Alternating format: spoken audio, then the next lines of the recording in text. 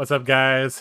It's Josh and Nathan here with the Card Guys, and today we have something very, very special for you guys. We are bringing you commentary and coverage of the PTI event that was part of the Battle Hardened Hong Kong event that took place on the weekend.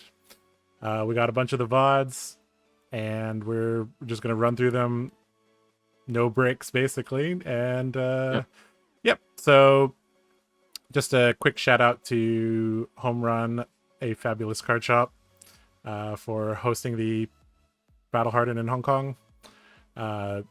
Event space in Hong Kong is not cheap, and organizing a almost 100-person tournament is also not easy. Also, shout out to FABLEGAMINGK, especially shout out to Terry, who recorded the PTI event for us to commentate on. Anyways, Nathan, Dynasty switched up a lot of things. What do you think we're about to see tonight? I'm really looking at what happens with Dash and the addition of Pulse Wave Harpoon and maybe Last not so update. much. Yeah, maybe not so much the mech stuff, but just the other cards and seeing the approach to that deck. Also, if any of the changes of the heroes forces Iyslander to keep those attacks or kind of go more fully arcane, I'd be interested to see that. And then just to see how people are approaching the Dash matchup. It's tough to target a deck that can go multiple ways. So curious about that. Yeah, I think the real story here, in addition to what you said, is that the three pillars of the world's metagame by Iyslander and Oldhim did not really get any upgrades in Dynasty. Right. Whereas decks like Rhinar, Dorinthea, Dash got quite a few upgrades. So I'm going to be excited to see how they perform. All right, let's just jump into the first game. Well, let's go. Let's do it. All right, guys. Welcome to round one of the Hong Kong PTI tournament. We got a good one for you guys. We got Jack Tang, eternal finalist of Hong Kong events, on the right, playing Rhinar. And we have Rex playing Briar on the left. So Rhinar versus Briar. Two pretty experienced players, two pretty capable players. This should be a good one. So you're the resident Briar expert here. Have you played the Rhinar matchup? And if so, what are your thoughts on this? Historically, I think it's been definitely considered a Briar favored match. Right. Just the spike damage, the consistency. Briar's one of those heroes where you can stop and play more mid-rangey, but also there is a way to usually utilize all your cards, which is typically a bad combination for the intimidate mechanic. And then there's some on-hit effects that kind of forces Rhinar into a blocking position as well. Do you agree with the choice of null ring gloves here from Jack? It depends on what type of game plan Jack has. If he's going all in, I mean, I guess you just have to ask, what is he giving up in that slot? And I know Jack's more of a consistent, player. So so I don't see him rolling scab skins every other turn. So he definitely doesn't need those gambler gloves more than likely. So probably not a lot of opportunity cost wasted there. Sure. Okay, we have a claw coming in here for 3, defended by a scar for scar. And I don't... Did he roll scabs? I guess he did roll scabs on turn 0 here, just to have extra action points here. 2 cards in hand. I mean, why not? Yeah. Yep. Yeah, might as well. There's no risk. If there's any... Okay, so this is actually a pretty big sign here. Taking the claw, like, do you agree with that? Like, the other 3 cards have to be so good that... Well, there's a scar for scar and a snatch. Yeah, I mean, he definitely took the first damage because he had the scar, which I kind of disagree with the fact that he blocked with the other scar, right? No, he drew... Oh, yeah. Yep. Yeah, because he blocked with one. So yeah, he could have won Nimblism block and then scar. No, I guess the assumption would be that he would not block the first, which would turn off the second, which is a pretty safe assumption. So we'll probably just see a Rosetta Thorn here, or maybe even a Snatch, depending on Sure. what's in his hand. Yep. Wrecker Romp and Reckless Swing here, defending it out, dealing 2 damage to Rex. Looks like he chose to follow up with Snatch instead of Rosetta Thorn. Content just to get a card and some armor. Yeah, and that was definitely the right play because he had not secured the embodiment yet. So it's very important to make that last attempt. Mm-hmm. Now, the one scary thing is arsenaling the Force of Nature, which is what I believe he arsenaled. Mm-hmm. That's a card that has a very high potential to just stick there for a hot minute. It also, I think he's running Snapdragons, not Spellbound Creepers. I can't quite tell at the moment. But that's definitely a card that gets better, right? With Spellbound Creepers. Yes, if you're doing the whole belittle package and everything, yeah. But it's just super risky to have an arsenal because typically it's only extremely valued while you have while you have the Channel Mount Heroic in play.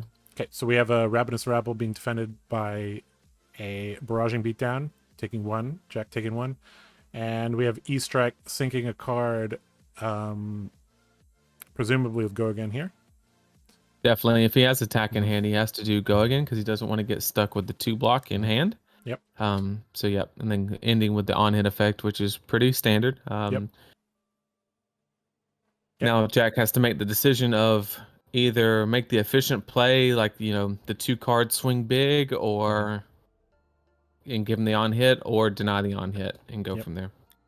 Looks like Scan Sketch Plan is going to cover up 3 of this 4 here. What modes do you think he'll select with Cokes? Probably Quicken, if I had to guess. Yeah. Once you've already gotten the hand, and they never mind. Well, now defense. Okay. So now that so if he would have gotten the hand earlier and he left, the rule with the Quicken token is if you know the opponent's going to attack you on their turn with like 1 card in hand, you always give it. But if they have no cards in hand, it's very risky to give it. Because they might just draw up, have the big blood rush turn, and now they don't have to run scabbies. Right. And that's just super risky there. Sink below in this matchup, kind of indicating that Rhinar wants to play a little bit slower. The claws also kind of give that the impression that he's kind of trying to go for a big blood rush here. All right, Scar into E-Strike for 5. Go Again. I guess Jack's just kind of waiting for the right hand here. What do you think he arsenaled? It had to be a big player card, right? Maybe a Savage Beatdown, maybe the Blood Rush Bellow. And I've actually never seen this style of Rhinar be played. Typically, you see the blocking associated with the club, right? And to just get that value in. But I really like Jack's style here because he's not giving up the explosive potential on the right hand. Right. And brute cards block for 3. So like we've seen 2 turn cycles and he's only leaked 4 damage. So yeah, the only downside of this playstyle is that you're not really utilizing the tunic, but I guess the tunic would be like brute is a very yellow based deck, so kind of the tunic kind of just smooths out the energy there. Right. Anyway, so I mean Rex has had tempo the whole game so far. We're on like turn 5 and Jack has only taken 4 damage here. But even though Jack has been kind of like defending, waiting for a good hand to go with Blood Rush, like likewise Briar has a buddy too, right? Yep. And I would like to I would like to see the Force of Nature come out just to get that lightning surge that he has in his hand into Arsenal. Right. And he can also, in this situation, give the +2 in the captain's call because you don't need the redundancy of the Go Again. Yep. Or just play the lightning surge out because he also has a what is that, a CNC in hand, or maybe another lightning surge? Oh, he has 2. Okay. So yeah, you just pitch the CNC Rosetta and then Arsenal that second lightning surge. And this is like one of those situations I was talking about, right? Like you're getting 0 value out of that Force of Nature because you didn't associate it with a extensive turn with a CMH. All right, Jack deciding whether or not to put the Arsenal card on bottom. Looks like he does. All right, so he will have a 5 card hand to defend here. Looks okay. Looks like this is not going to be a one of those crazy force of nature turns. Looks like he's going to take the Rosetta damage, and Rex is totally fine. Just saying, all right, I'm just going to arsenal this and move on with my life. Put that CNC on bottom there. Drawing up. All right, Jack has 4 cards here. Pulping here. Draw, discard. Let's see if he hits it. The most important thing to see here is Jack found a way to deny the embodiment and present a decent turn. That's the most important thing. I can't express how many times I've been in a match as a Briar player and they just don't block anything, and then they try to clap back, and I just go, okay, this round's on me for 4, force of nature for 4, and just get all those efficient blocks in. Whereas here, now I was just stuck with an embolism in his hand that blocks for 2, that's not doing anything. And so he's going to be forced to just eat this damage unless he just has the worst hand on the planet. Right. I mean, the thing is, like, Jack took... I mean, his armor has been busted up pretty bad, blocking all these breakpoints from Briar. Whereas you look at Briar's side, like, fresh, clean armor there. Looks like he's... Okay, he's just like, all right, I can't do much about this. My cards do more on offense. I'll just take it. That's it. When Nimblism blocks for 2, and then... Oh, discarding Piso then. That's nice. That's good. Oh, that's not good. But, ooh... Blood Rush and Ophidia going to the graveyard. Ooh, not good. Those 2 cards would have played pretty decently together. Yeah, Jack will take 3. Yep. Drawing a card for 3 life. Maybe worth, maybe not.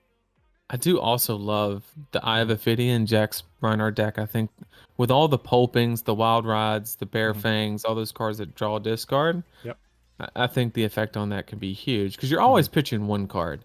So as long as you have your mathematical ratios in a way that you don't get extremely punished, in a sense, it seems very beneficial. Yep. All right. Rex with a 4-card hand plus an arsenal card. Let's see what he can do with this turn. I'm going to start it off with a Nimblism. Blue Captain's Call here for +2, so +5 to the next thing. Also making a Embodiment of Lightning. Ravenous Rabble revealing a Bramble Spark.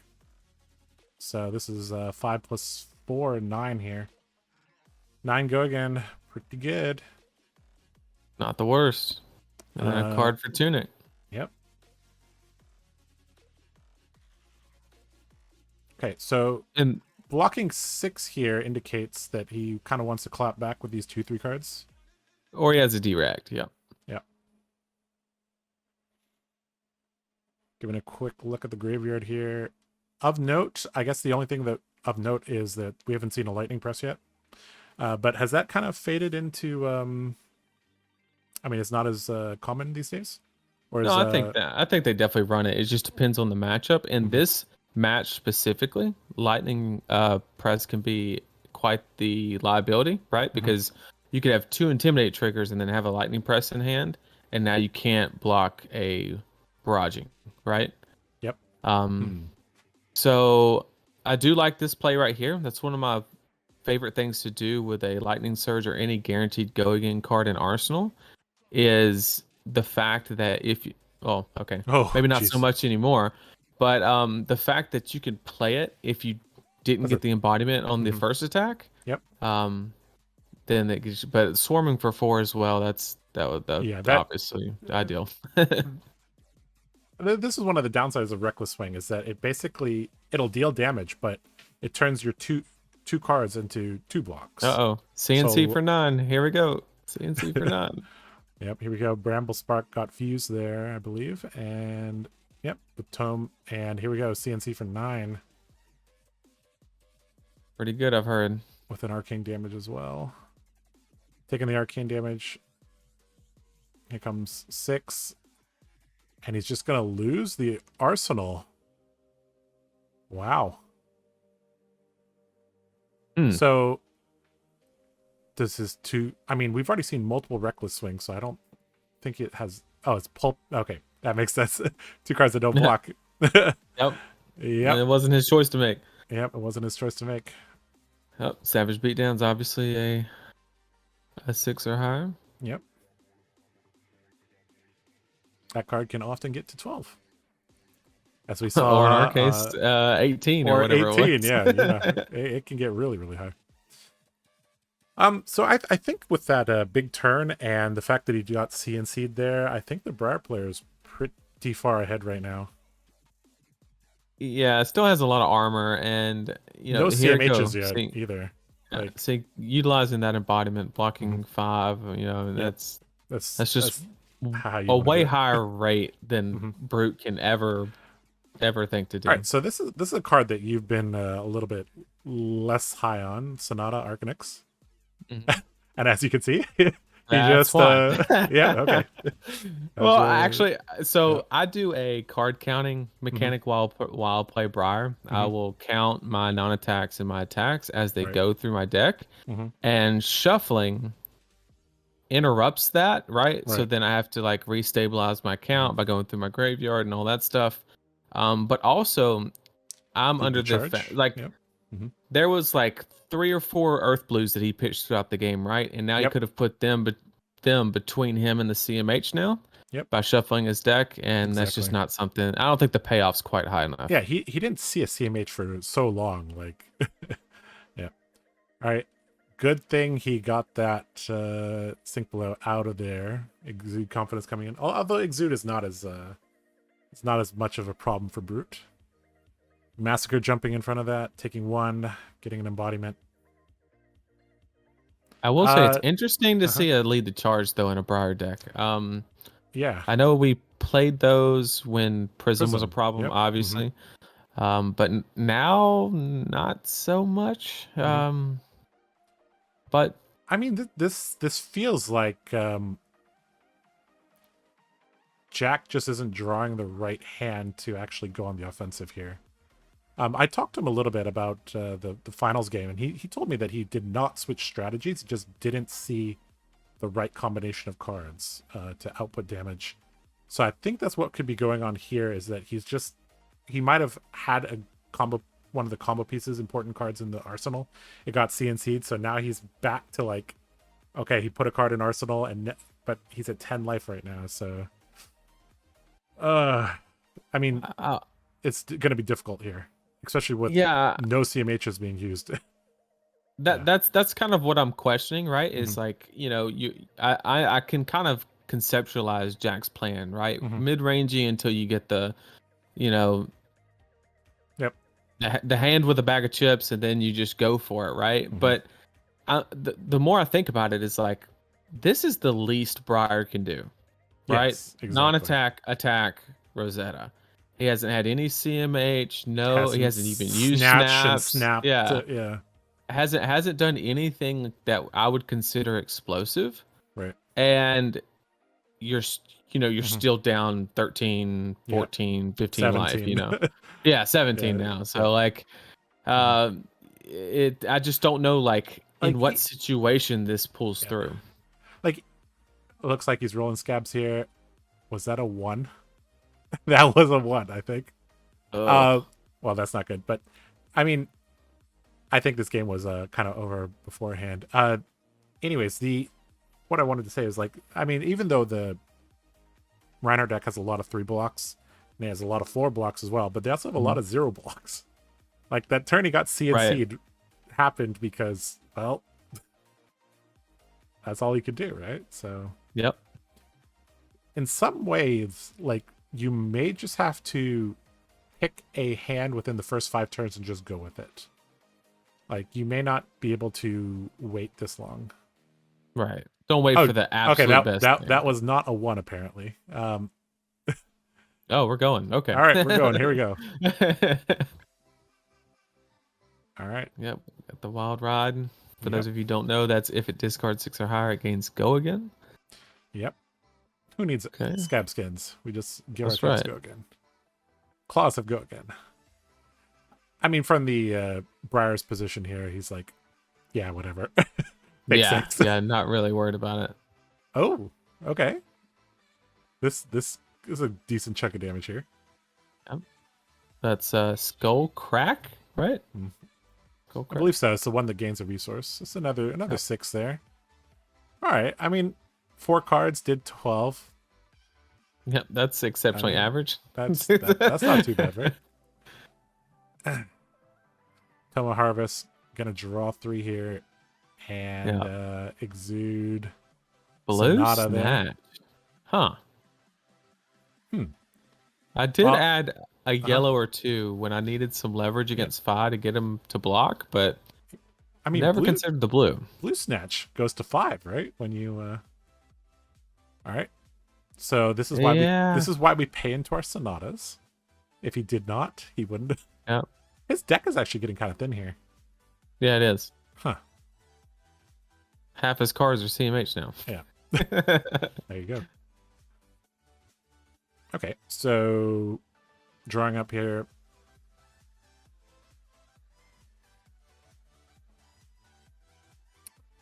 So Snatch with Go again, I heard is good, especially when your opponent has no armor, but meeting it with the sink. Lightning Press would be game here. Nope. Exude. Yep, that's why I would definitely lead with the Exude there. Is because one, it forces, it could force an overblock, right? Mhm. Because you could die to 2 blues, and then it also cancels D reacts as well. Yep. Well, he's pumping it here.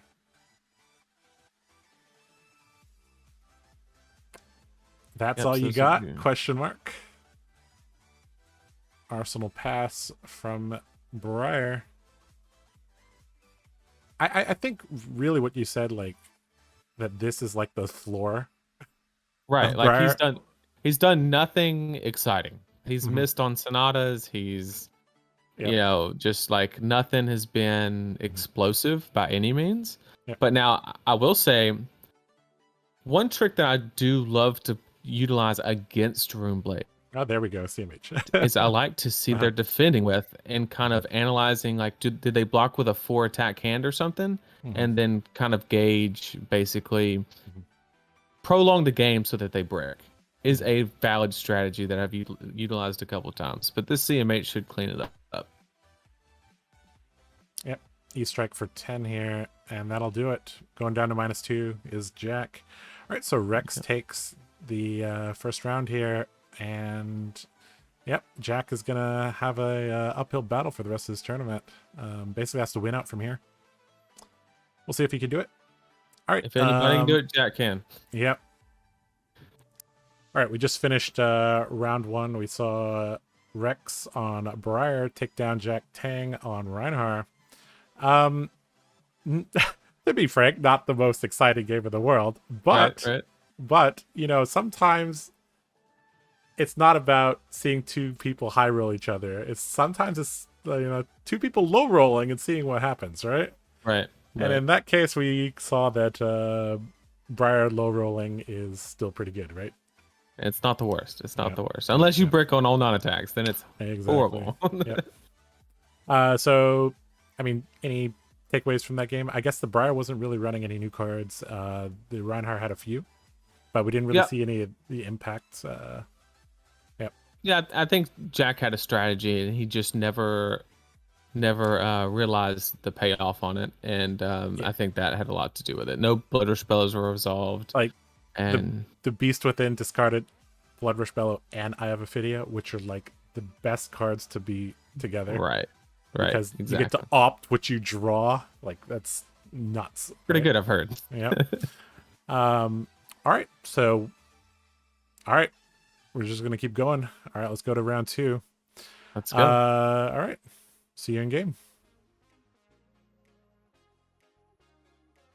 All right, guys. Welcome to round 2. So we have the same Briar player, Rex. This time going up against another Blue Pitch member, Xing. Jack Tang is part of Blue Pitch, and Xing is also part of Blue Pitch. Xing, very, very strong player. Top 16 at Worlds. He's going to be playing Dash.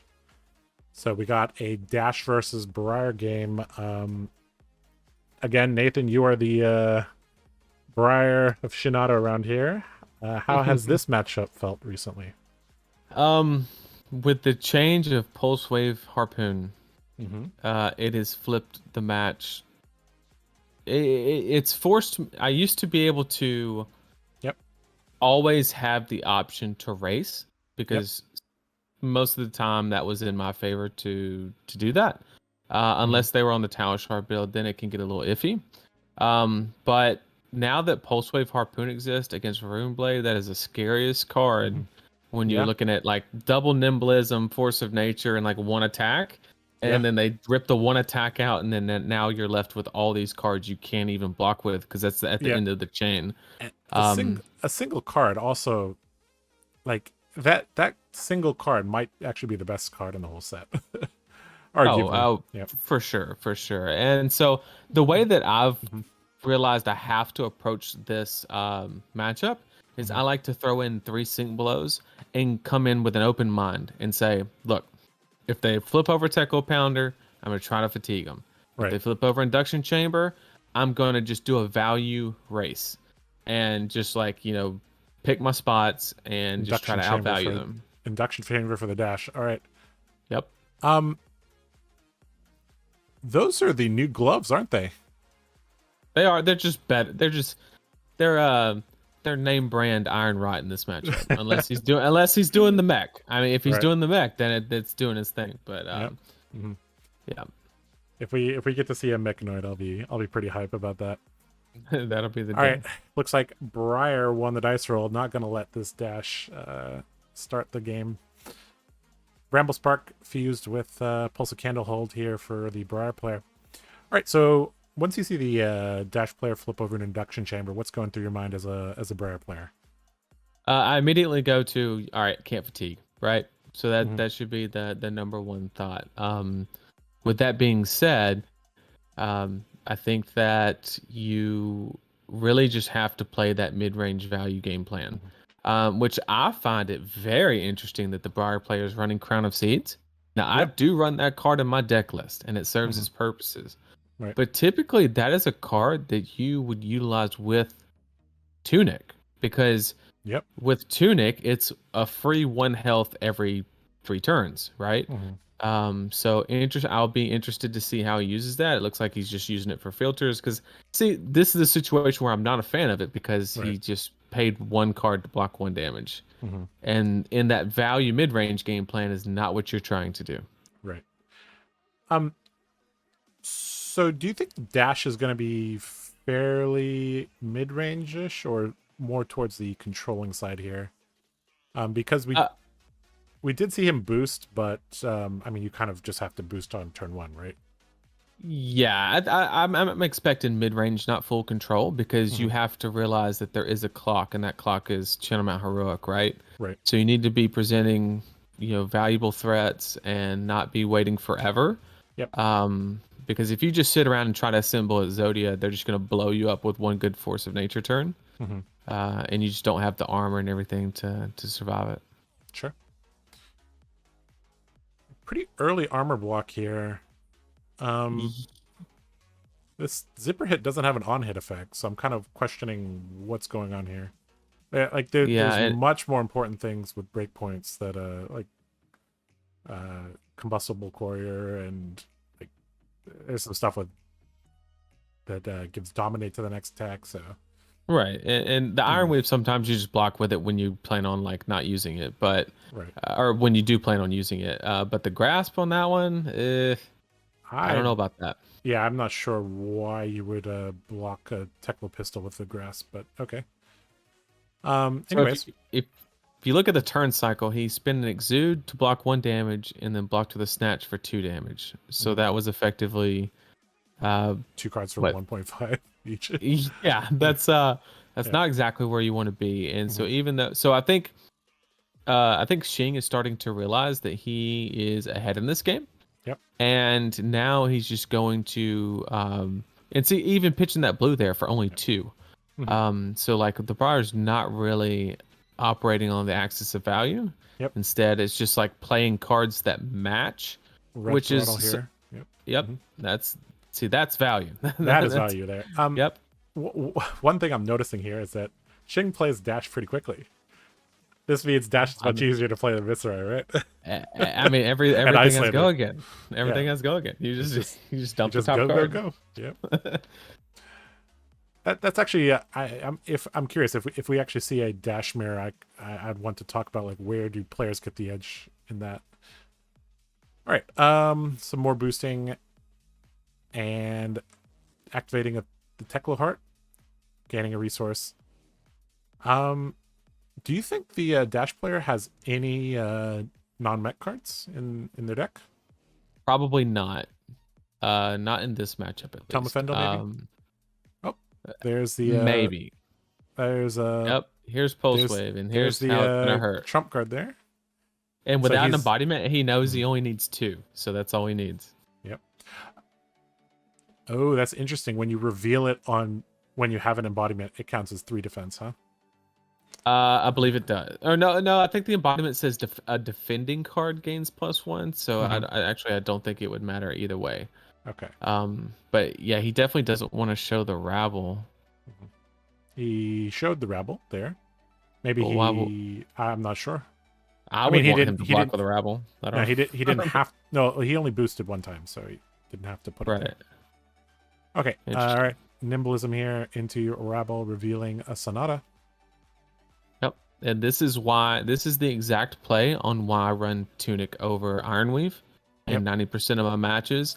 It's such a value play to be able to Rosetta after this and get effectively 11 damage on 2 cards and a resource. Yep. Not saying this play is bad, but you know. I feel like in terms of like tempo and turn cycles, the dash player is just ahead here. Ahead on life, he has armor. I mean, and the CNC, like, it's not that big of a threat. In fact, if I was the Briar player and had not resolved a Tome of Harvest yet, I would probably favor actually popping the Ironweave to play the CNC and arsenaling that blue Captain's Call to have an anti-brick mechanic for Crown of Seeds, and also just having that go again in case you do draw that hand of 3 snatches or 2 cokes and a snatch or something. That's an interesting point you bring up. So do you think the Crown of Seeds is like an anti-brick mechanic? Like if you draw 4 attacks or 4 non-attacks? Yep, I think it's an anti-brick mechanic that you utilize with Tunic. The only downside of that is when you're doing Tunic Crown, you're not doing Tunic Rosetta. Right. Is the problem. What's the bonus of using the Ironweave as compared to the Tunic? Like, what does that enable that the Tunic does not enable? It enables where's plays the 2 off versus of 1 make a difference? Yeah, it's 1, you get to block with it whenever you want. That's convenience 1. Convenience 2 is the correlation with Earthlore Surge in CNC. Because, like, let's say he had a snatch in his hand instead of a blue Captain's Call. In this situation, he could go Nimblism into Rabble, and then, like, pop Ironweave into a red Earthlore, and then snatch. And the snatch would have go again. Right? So it just allows plays like that are very, like, energy dense in 1 turn. Because we don't like paying for cards with Briar. We just prefer to play free stuff. Who doesn't? We got probably a big turn here. High Octane into T-Bone here. I mean, was the possibility that he wanted to throw his armor in front of things just so they wouldn't get screwed by T-Bone? I mean, you could throw Crown in front of the first one. It's not Crown and snaps. So I don't think that has anything to do with it, because there's not that many targets. If he had creepers, I would say, okay, I get it. All right. Tome of Fendel here.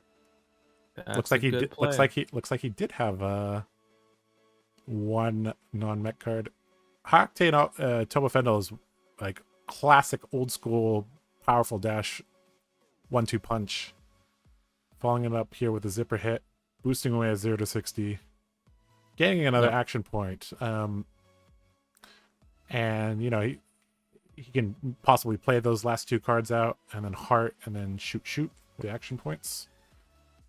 pretty explosive turn here, and without an embodiment, this is a rough turn here. Like, he doesn't have an arsenal, doesn't have an embodiment, like his hand's probably not blocking very well, he's down on life. There's a lot of things not going too hot for the Briar player right now. Just like I mentioned the last game, stop embodiment management is the most important thing if you're going to try to mid-range Briar out. Yep. Is just stopping those embodiments while still being able to present. Save that armor for that crucial turn like this. Like Shing did perfectly. He used his headpiece and blocked and his arms on the turn to stop the embodiment. That way when he clapped back, he lost the block value. And now basically if the Briar player does not have not just a CMH, but a good CMH turn, next turn, he's lost the game. Yep. All right, in comes the pistol for 2 with still a card hanging around here. This indicates to me that he's going to use his last card for pitch, or else he would have used the heart to attack twice with the pistol. Let's just lose. This is a optimization there. I mean, is he really considering blocking here? I mean, I do see a Tome of Harvest, which might I point out, I did just say that I would have preferred that Captain's Call to go as a possible target for Tome of Harvest. And playing Briar is all about setting yourself up for those high roll potential plays, because they don't just come by drawing 4 cards. They come with you having a decent value target in Arsenal, and then being able to do something. This is that 90 to 100 thing that we were talking about. Absolutely, right? absolutely. This is something that a very, very experienced Briar player like Nathan saw ahead of time from another player. Right. Right. That is a. We got some quality commentary here from Nathan Crawford there. And to make matters worse, he does have the double blue in hand to play it, so it literally would have been an explosive turn. Yeah. Absolutely. I think I saw a Force of Nature and a Tome of Harvest, if I'm not mistaken, in the hand. Not sure of the other 2. Shing using the heart here, optimizing to the fullest potential here. And I believe this will be a chamber shoot. Yeah. Which will put Briar down to 7. Yep. He's really agonizing over this here, because he has full information about the attack pattern here. And then he's looking at his cards like, well, this hand doesn't really do very much. Yeah, we have a Force of Nature, a Tome of Harvest, and Exude, and I'm unsure of the last card. Yep. It's on the bottom. And that's just not doing much without resolving Tome of Harvest. All right, dropping to 7 here.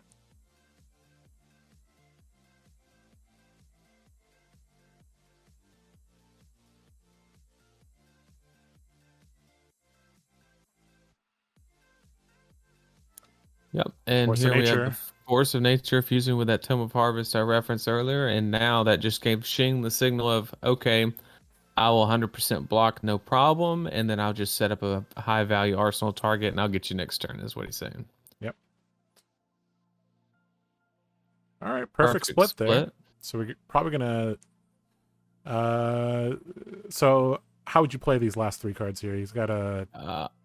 Sonata, I would do a E-Strike, draw a card, sinking the Exude Confidence that's in hand, keeping the swarming, because it's a very easy target to, or you could also do 7 because he did fuse the Force of Nature, so he doesn't need the 7. So yeah, it'd be E-Strike for 6, draw a card, sinking the Exude, and then your worst play next is like pitch blue, make a rune chant, then swarming for 4. Also, if it hits, draw a card, and then Rosetta into a perfect curve. Sounds good. He did not draw there, did he? Am I missing something? No, he must have done 7. Yep. And I think with the Snapdragons and the you need all the cards you can get here. No, yeah, I mean, you just need, Yeah, you just need to go wide as possible and really put Shing. You need to get Shing off his entire hand and don't leave him with a single arsenal. Does this? I mean, this doesn't. This turns this into 8 power E-Strike, right? So, I mean, that's just 3/3/2 from the heart. Right. So, I definitely mean, 6 prefer and the draw 8 card there. Yeah, I would have preferred the draw there as well. But since he's committed to this play, if the E-Strike does not hit, he has to pop Iron Weave to go to 3 resources to make a rune chant to get that second aura to make sure that the swarming will come in for 4 instead of draw. 3, so it'll draw, and then he'll still have the 1 floating for Rosetta. Yep. But if it hits, he doesn't have to do all that. He can keep the Iron Weave. So Shing is actually thinking here. I mean, this is a pretty threatening turn. It feels like it would be pretty greedy to just let this hit. I mean, very bad things can happen if you just let force of nature. Think you let this one go. I don't think you let this one go. I mean, especially like there's no hand where he doesn't have 3/3 plus the heart here. Right. Like you'd have, yeah, there we go, 3/3 plus the heart. Yeah. Yep. Yeah, that's a max velocity blocking there as well. Like it's a little difficult to max velocity off 4 cards. So right. All right, he did not Iron Weave there. He has only made 1 aura, so. Oh wait, so this is an interesting ruling here. So if the swarming hits, you can layer the triggers to where you make the embodiment first, and then it'll check. And it'll have +1. So the only point that I was getting at with making the rune chant is it does make, okay, so he should have drawn there, but if you make the rune chant, it would put the swarming at an awkward 4 to block instead of an even 3 is the difference. Yeah, you're right. I think he did miss the draw. Well, he also didn't make his embodiment either, so. Yeah. I think he's a little tilted right now that yeah, sure. He's like Dash has just been having a smooth game plan and he hasn't been. Yep. Dash just set up Teklo and Arsenal and back to Briar here.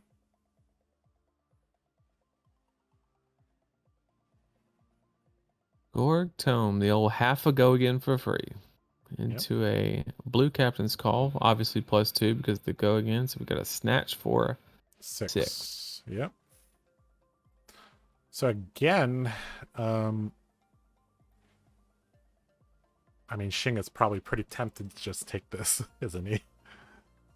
Yeah, but I think it's a little greedy. Just give him 2 cards and keep playing the game plan. Yep. Unless you just have high octane in hand, and then you just take it and you kill him on the next turn. Yep. I mean, how bad can it be? He'll have 2 cards after this, and then, or 3. He'll have 3 after this. Yeah, because Gorg replaces itself. So. And snaps will be up, so it's a little scary being at 20, but not too lightning crazy. Press check here. No lightning presses in there. So I guess this is a matchup where you would probably run them, right? Because the risk of having a no block is lower. It depends on what your game plan is. If you're trying to just go as fast as possible and race, then I would definitely add them. But if you're playing the open-minded mid-range, then I would not, because it can be a liability. Yeah, because if you're trying to fatigue the dash, you can't do that with lightning presses. All right, looks like he let him draw. Sonata, is he paying into it? No. CMH, Force of Nature, Bramble Spark, no hits. This is why we pay into our Sonatas, boys. That's why we don't run it. Or that, yep. Card did nothing. Yeah. And so if he drew that on Snatch, it's like the Snatch did not have an on-hit effect. And he also did not make another embodiment as well. It is on the first time you hit, Briar players. You need to remember those. Yep. And Shing has his high octane turn. Yep, that's what I said. I said if he had it, kill him. Yep. 0 to 60, boosting with zipper hit, getting an action point. Oh, what was that? Retroactive. Well, yeah, it's the first time. The first time an attack hits on your opponent's turn, right? They probably verbalized it and they just forgot it. It's fine. All right. Oh, again, another tome play. Tome so of Harvest. good. Oh yeah, Ooh, I'd take a snatch too. yeah. High octane into tome is like gives me flashbacks of like US Nats 2021 dash. Yep. Like that was a good play to do. Yep. And this is kind of a textbook mid-range dash, showing you that hey, I can still be aggressive and still, pew pew with the gun. Mm-hmm. I don't have to run Talishar. High speed impact here, gaining another action point. And I believe we're just going to see the Briar die this turn. Yeah, I don't see with no armor left and Crown of See, the only thing he's utilized Crown of Seeds this turn or this whole game was pitching that Exude to block one Spark of damage. genius drawing a card with floating action points. So That's good. too good. Too good. Very, very clean, crisp game from Shing. Getting a little low on deck, but I think he has enough closing power here. Oh yeah. This is it. This turn. Yeah, this should be a game here.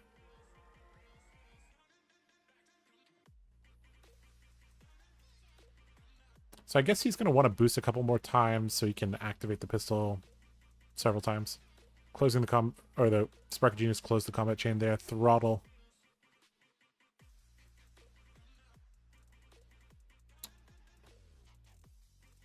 Force of Nature.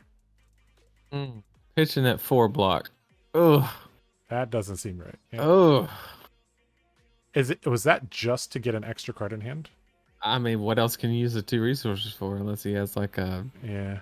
That doesn't I don't seem know. right. An unmovable? I don't know Yeah. what else. Yeah. Yeah, not where you want to be. I mean, with 1 card left for Briar, 2 cards plus heart plus action points plus pistol and chamber. If Briar's not dead here, he's actually probably dropping like 1 or 2 here. T-Bone. This might be a blue, but still worth it. Taking 1. Yep, it is a blue. The blue's coming in for 3 because it's an action point for the pistol. Yep, exactly. It's like a Ira split damage 1-2 1-2. Yeah. All right, 3 action points here. Heart still available. Take 2. Load. Take 2. And he's going to have to block with his last card.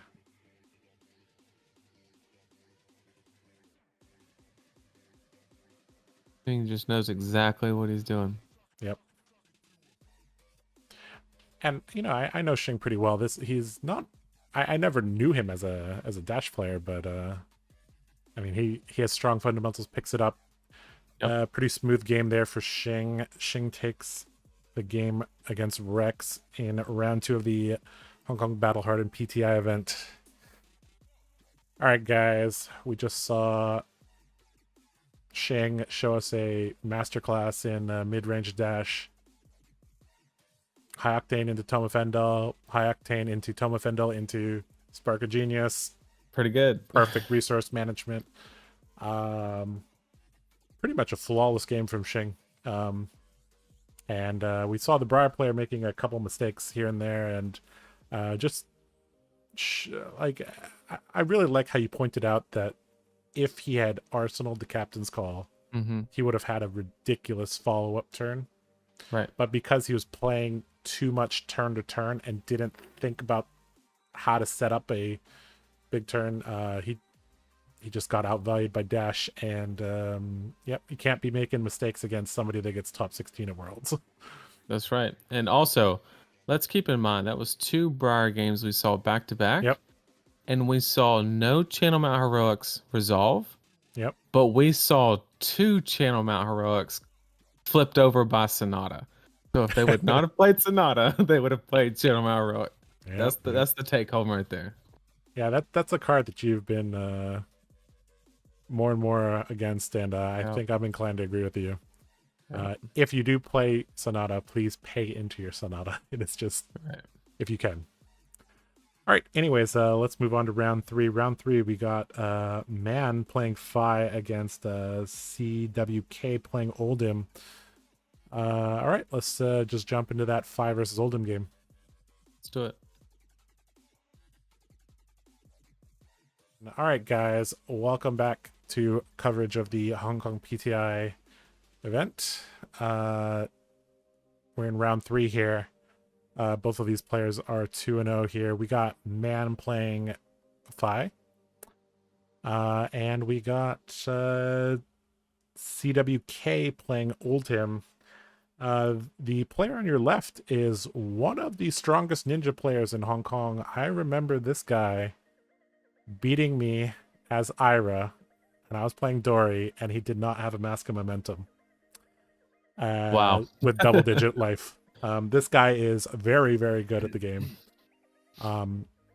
Quite young, I think, as well. I think, like Brody Spurlock's age. Nice. This guy's good, just like good and young, just like Brody. Anyways, so we got Phi versus Oldhim. Neither of us are Phi or Oldhim players, but we'll definitely be able to walk you through this game. All right, so what's some of the important pressure points in this matchup between Phi and Oldhim? Yeah, so Phi and Oldhim, really Oldhim matchups in general, right? When you're talking about against aggro decks, right? If you were to set a Guardian card next to an aggro deck card, no matter whether Troomblade, Ninja, whatever. Yep. As far as efficiency goes, the Oldhim card's always worse. I don't care what it is. I don't care if it's a Thunderquake, a Macho, they're one of the best cards, Spinal. It doesn't matter. It is way less efficient, even if you factor in the on-hits, than all the aggro cards. Now, with that being said, it's the disruption. The constant notice that I said constant disruption, not just disruption, right? Because what's going to happen is the 5 player is really looking up to set up like one EPI, right? Just as like an insurance policy, right? And what it allows is the second that Oldhim player slips up, bam, it's the 5 card Art of War, just go in as hard as it can, get as much efficient value, and then go back to blocking and minimizing the disruption and waiting for another big window. For the Phi, it's just a game of pushing windows of opportunity. Oldhim is closing those windows. That's all it is. Yep. This 5 player is definitely going to need to go to State Farm and get some Blizzard insurance, because that's it. Having just the threat of EPOT actually makes the Oldhim player basically never play Blizzard. Right. And you would basically try to, if you get the EPOT out early, you would just hold that EPOT till pretty much the end of the game there. Those look like faceless dice. What is that? Those are faceless dice. Huh. Maybe that signifies 1. I don't know. That probably signifies 1. Yeah, that sounds about right. All right, here we go.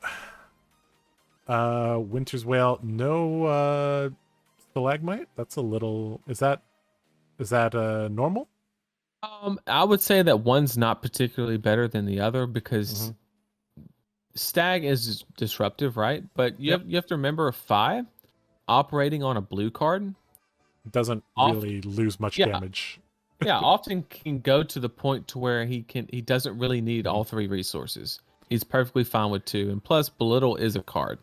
And so Rampart really just covers up the breakpoints on those Mounting Angers and cards like that. So depending on what strategy you were trying to do, if you were like just full on aggro, maybe Stalagmite's a little bit better. But if you're anywhere in the realm of mid range, then Rampart probably you get a little bit more value out of it. We see a Sink Below in the Phi's hand. Is this would you play Sink Below against a blind Oldhim, or does he kind of know? Because one of the things about the Hong Kong metagame is that you know your opponents. So maybe he knows that this Oldhim player likes to play aggressively. I know in general that Oldhims in Hong Kong do play a little bit more aggressively than in the US. I think you do run the sinks. I think you do run the sinks no matter what, whether you know them or not.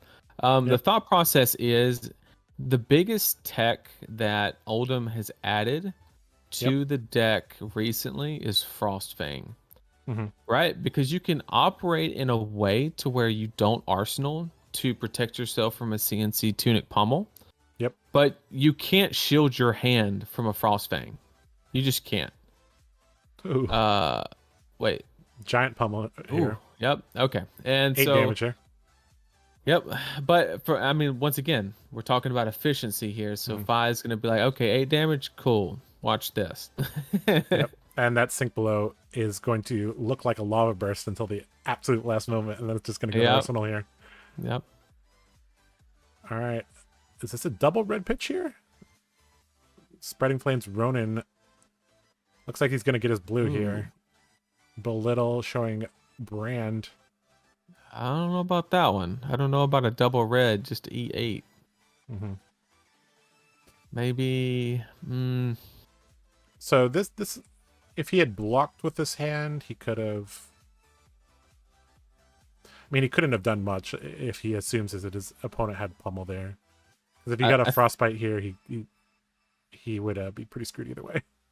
I think my knee-jerk reaction was to you go ahead and use the sink below there, and then sink the Spreading Flames, because that's the one card that costs 1 in your hand that doesn't fetch resources, and then on the hopes that you do draw a blue, and then if you draw a blue, you arsenal that Belittle, so that way you have frostbite insurance for the next turn. Right. Well, I mean, he's gonna have the blue here, but I mean that kind of just represents the sword swing here.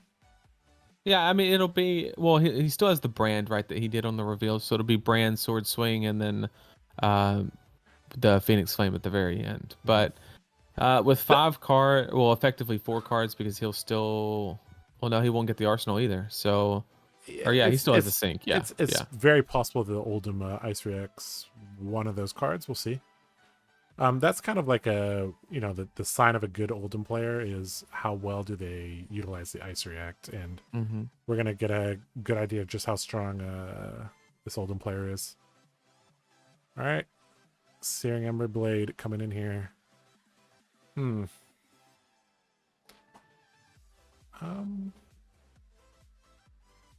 So, if the Oldhim player blocks here, he will basically not have a. I think he has 2 cards in hand, right? So if he blocks here, he's not going to be able to attack back. He'll just Arsenal pass, I presume. Yeah, he's basically just giving up on the. Is that a CLF? That might be a CLF there. CLF is a good one. Oh no, that's a Blizzard. Nope, Blizzard. Mind. Okay. Now, I do not agree with that in the least bit, because if he would have just revealed the Blizzard while the Belittle was revealing, he would have shut the whole turn down.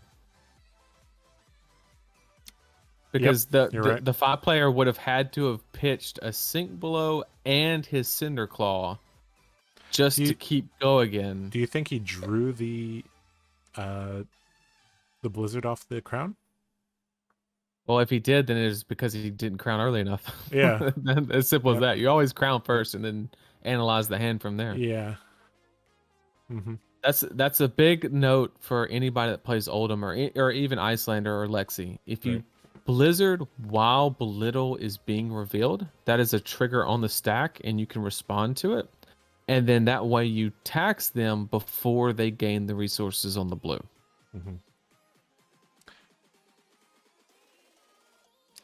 Nathan Crawford, a fountain of knowledge for all heroes here. Showing you guys how to level up and how not to make mistakes. Because oftentimes Flesh and Blood is not about is about who makes the second to last mistake, right? That's it. So sometimes that's all it is. Yep. All right. So we do have the Soaring Strike pitched, which is typically okay. It's not a complete waste because you are gaining that blue, which guarantees the sword swing. So it's kind of it's an even trade there, but now he actually has resources floating for a Blizzard. Yep.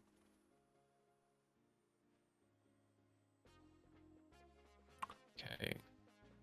Oldhim not hesitating the least bit to be blocking, which is okay. It's a valid strategy, right? Just grind him out. He's already got a pretty decent lead. He's noticed some play patterns that might suggest a long game might be beneficial. Yep. And I think he's just, I mean, on these 5-card Fi hands, you got to respect the mask of the pouncing links here. Right. I think if there's any turn where you want to crack back, they need to be on a 4-card hand, because Right. being on a 5-card hand with links can represent, easily 6 damage. Also, the most important thing in this matchup, Mhm. if I would ever say watch something, it's Right. that tunic counter on Oldhim. Yep. When That- that is on 3 and Oldhim holds 2 cards, It could be anything. I mean, You you're have to respect talking, whatever it is. Yeah. yeah, blue pitch into CNC or Frostfang, and it just flips the game on its head if Yep. if it's the Frostfang, if the 5-player doesn't have the D react. Yep. It's just such a difficult situation to navigate, and you only have so much armor, and it's a tough situation. Mm-hmm. All right, Emberblade coming in here for 3. Do we think the Oldhim player is going to block here? Or does he want to hammer Arsenal here? With a hidden card, I think it's a little risky, because you don't want to. You got to see if the lava burst is happening. Also, you do want to be presenting a frostbite every single turn if you're on this like mid-rangey strategy at the minimum. Yep. And then also you want to have an arsenal target for now. I think this is the second turn in a row that he has had 2 resources floating but not blocked with rampart. Mm-hmm. And I'm not entirely sure why. Is there like an important breakpoint on a final? Maybe he's just saving that for like a snatch at the end. I mean, but that's what iron rot legs are for. I mean, right? I don't know. Yeah, Or I guess crater, so. like that's what crater fist is for. I don't know. Yeah, I don't understand the thought Mhm. process there, but Yep. that's the second turn that I've noticed. Yeah, you're right about that that. tendency. All right, so I see an E-pot in the 5-player's hand, and I think that is such a high value target to get into play.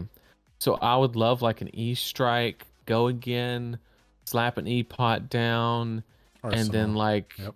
Arsenal, yeah, something along those lines. Yep. Just getting that E-pot down Mhm. is just so huge because it's just so much you don't have to worry about. Yep. Because what a lot of people don't realize, it also takes away the on-hit effect of a Frostfang. Yep. That is one of the most valuable cards, and it's a card that actually, like, the stronger the player, the more that they can get good use out of that card. Playing with 6-card hands is is something that good players will set up consistently. Looks like he's gonna pitch it. All right, just for some more consistent damage output here. And that actually may be correct in this scenario specifically because Oldhim so quickly took damage. Yep. I think that's a situation where you're like, okay, if he's taking damage, he's been blocking. Yeah, he's been blocking damage. Yep. And so he just needs to literally just push as much as possible right now. Tunic crown here. I wondering why he didn't do that a little bit earlier. Because now you have more information, but you've already taken 6 damage. If maybe he has the thought process of he can, because he hasn't popped mask yet, right? Yep. So if you wait later in the chain, you kind of bait the 5-player into popping mask, right? Or wanting to, so they adjust their play pattern accordingly to go dump everything into this one turn. Right. But then if you just start blocking out of nowhere at the last couple attacks, they never get the opportunity because they have to trigger it on hit. Yep. Well, here's a card that probably is going to get the Crater Fist here, if I had to guess. It's getting something. I mean, is there any 5-card hand with Oldhim that? I mean, it has to have like Rouse or.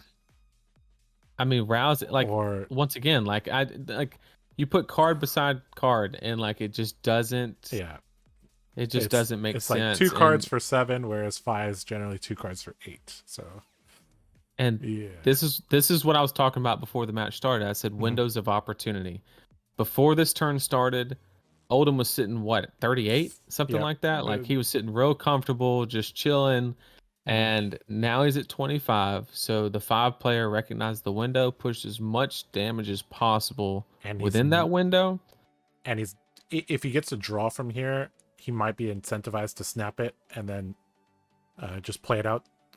Oh, I would snap and mash trigger is what I would do. I believe that was Epot going into Arsenal. Okay. Not too bad. But I think it's likely we see a pretty wide turn here that's going to include a pummel somewhere. Okay. That is a Marvel Command and Conquer. Took me a while to figure out what is that. I was like, was that a new Guardian card? No, it's not. All right, so the Oldhim player has what, 2 or 3 cards in hand? Three cards. Fishy going on here. Yep. Okay, so this very good chance this is a double pummel. Do you just give the whole hand here and then play the Epot? That's exactly what I would do. Assuming it is Epot, we didn't get a really good look there, but yep. Yeah. And because you've already dealt 19, so fatigue's out the window, right? Like, there's no way that's happening. So just take the turn off. Like, there's no, like, he even had an Artivore in his hand. I would literally just. Oh, never mind. That's not an Epot. What is this? Oh, you could pick the mode on Artivore where you can defend from Arsenal. Yep. And do +1. Yep. But and he's like, it's fine. I'm ahead on life here. I'm gonna get a decent turn. Arsenal to Artivore. I don't like that play though, because you don't need the Artivore if you've already dealt 19. Yep. It's not like a requirement or anything, and you just gave the Oldhim player the value on his bad hand that did not compete with the 19 damage you did the turn before. Stoke the flames here. So I guess Oldhim having a 5-card hand, actually, if he just uses 4 of them, Arsenal's 1 is still quote unquote utilizing a 5-card hand. Because of the way turn cycles work. Yep. All right, Stoke into a Phoenix Flame for 3 here. Stoke, that's Rise from the Ashes. Sorry, Rise, not Stoke. Rise from the Ashes, my bad.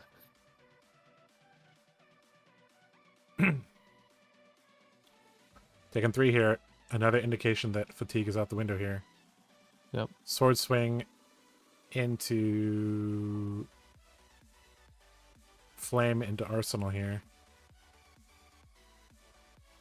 And the nice thing is, even if he gets ice reacted here, he could fire reacted response and then put the flame on top. Yeah, I would love an ice react here from the Oldhim player. I think there's not too many spots that. No, I'm saying that would be really bad to ice react here, because you could. What? I think he has another Phoenix Flame in the graveyard. Oh, does he? I thought that was his only one. Yeah, okay. It would be bad to do it here. Yep. If that is true. Yep, and he has 1 float, so taking damage here. And you see there, he did not. He could have went for the Phoenix Flame, but he's like, nah, that leaves me too vulnerable to an ice react. That might be the only Phoenix Flame, because he hasn't turned. No. He drew 1. Oh, I didn't recognize. He definitely drew 1. Yeah. Spinal coming in here. All right, Tunic not on 3. Like I said, we have to watch that Tunic and keep an eye on it, because that makes this so much less threatening. Yep. Because like you throw some armor. Just give Shuko, Shuko 1 card and Furnace, and then clap back with 4 cards Artivore. Easy. Yep. I mean, how's he gonna block 9 here with just 2 pieces of armor? You'd have to give 2 cards here, right? No, it's crush effect, not on hit. Right. You're right. Yep. Yeah, so you only have 6 is the number. So he could have kept the Rise from Ashes and gave Shuko, and it would still get to. But the lava burst there is not doing too much there. So okay. Yeah, it just means that he wants to hang on to those Shukos a little bit longer, which I don't hate. Yep. All right, Flame Call Awakening here. I think he has 2 float here, 1 float. I can't quite tell. That's probably a blue brand. So we're gonna see the regular dagger 2 cards for 6 here. CLF jumping in front of the attack here, and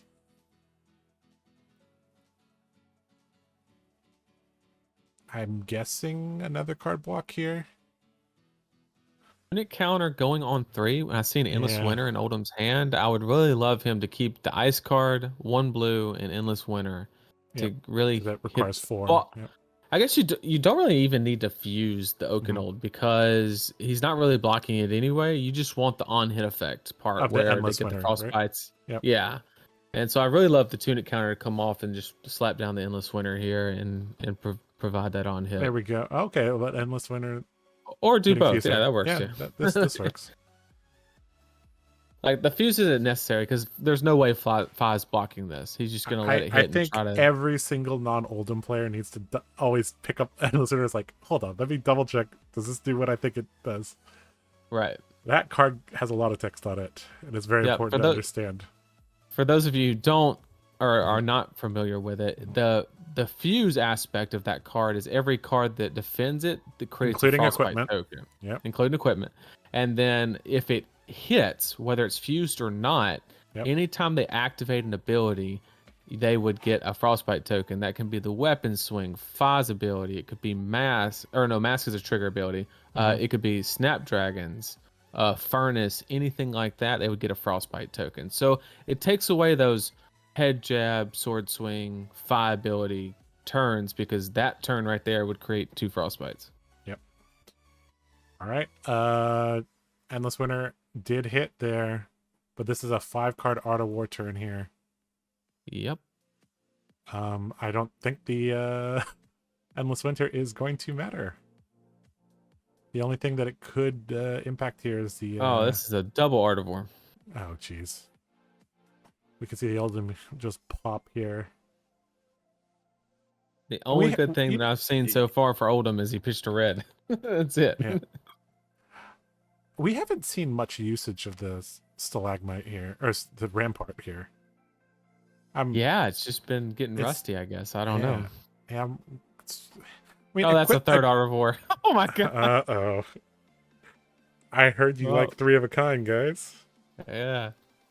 And he come still on, has come one on, man. floating. You gotta Why do not? it. Come on, do man. it, dude. You gotta do it. You gotta do it. You got triple Art of War on camera. You gotta do it. And I think now, okay, so if maybe not actually, you're really vulnerable to ice react to that. If you triple Art of War as an Oldhim player, isn't it just always mathematically advantageous to ice react? Like no matter what, doesn't matter what the situation is. Yes. Like yeah, because no matter the weakest cards coming in for what 6, like a head jab comes in for 6, so you're trading one card. Even for like 6. a blue brand with Cinder Claws coming in for 4. So right. Yeah. So yeah.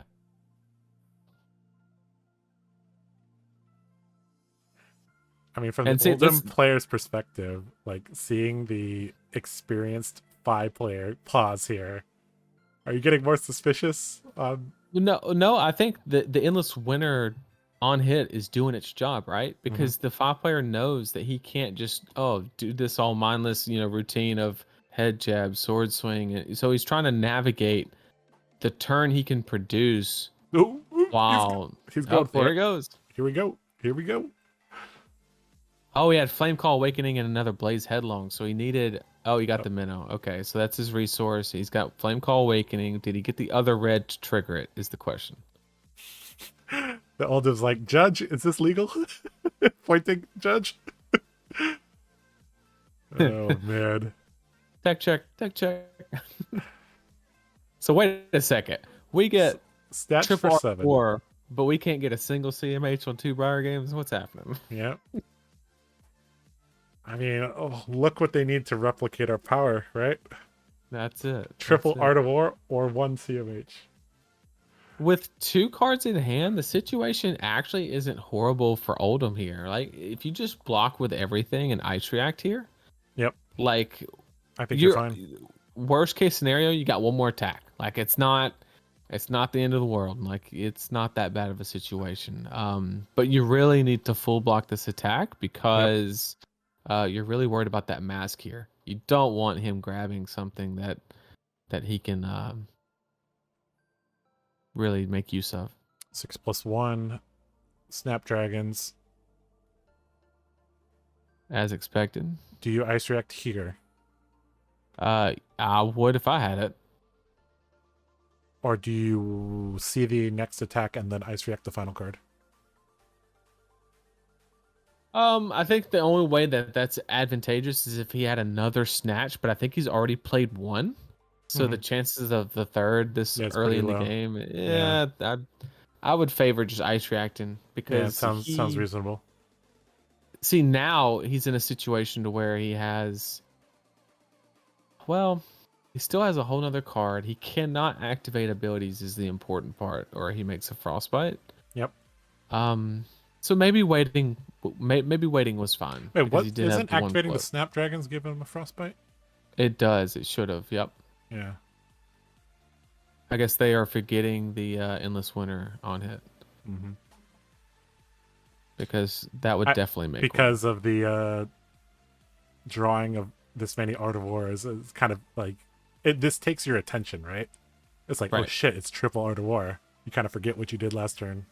This is why sometimes it's important to like put the card still kind of in play instead of in your graveyard. And that frostbite is actually like massive because if you notice right now he has none floating. Yep. And so that's the difference of having There's that the red activation in of hand. Yeah. So activation of the not Teklo Heart, the furnace should give Furnace, another yep. frostbite, It should. and this Phoenix Flame should give another frostbite from the fire activation. So I mean, this is on Oldhim to remember this, right? Yep. 100%. So I mean, it's very possible both players forgot, but yeah, that frostbite would have literally prevented the mask trigger here. Yep. No, mask is a triggered ability. It's not activated. Yep. You're right. So no frostbite there, but there should have been 2 frostbites on this chain that did not. At 3, I'm sorry. Five's ability, snaps, and furnace. Should be 3 frostbites that were. And there's literally 3 red cards in the pitch zone, so this turn should not have happened. Yep. And this is it's clarity of mind here.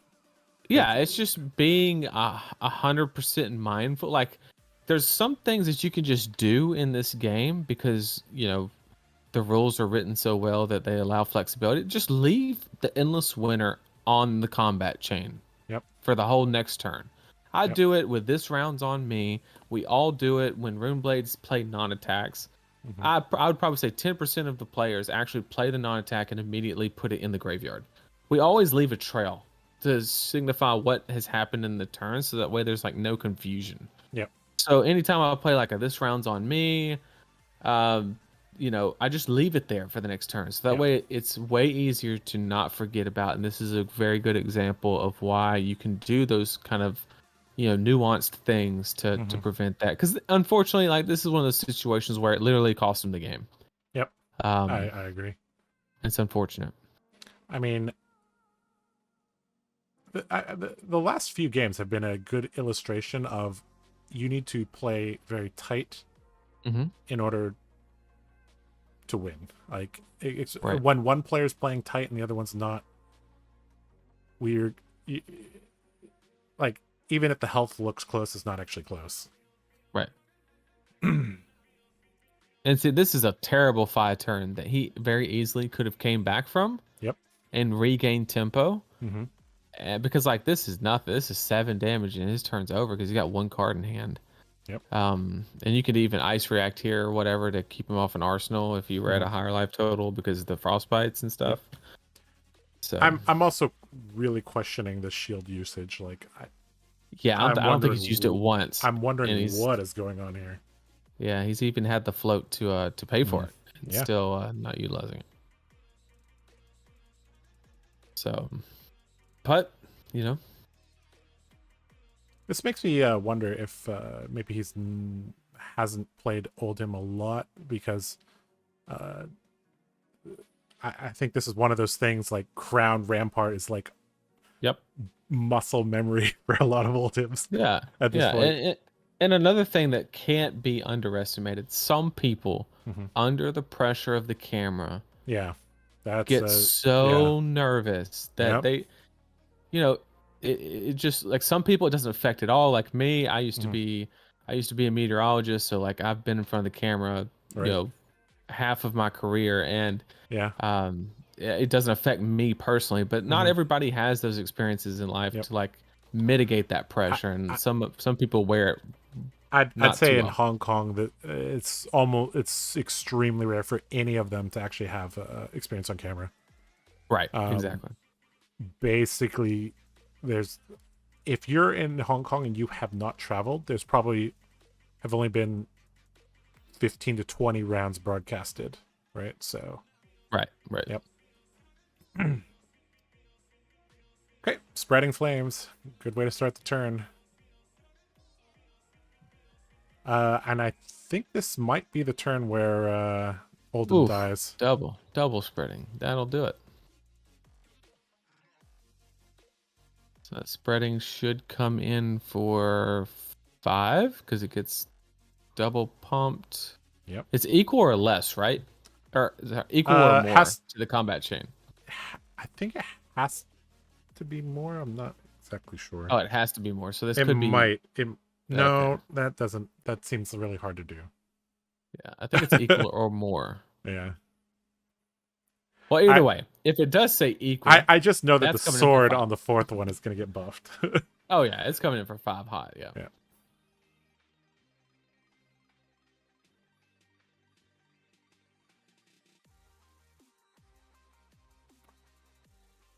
Here we go. Rampart actually blocking here. There we go. Getting that one in.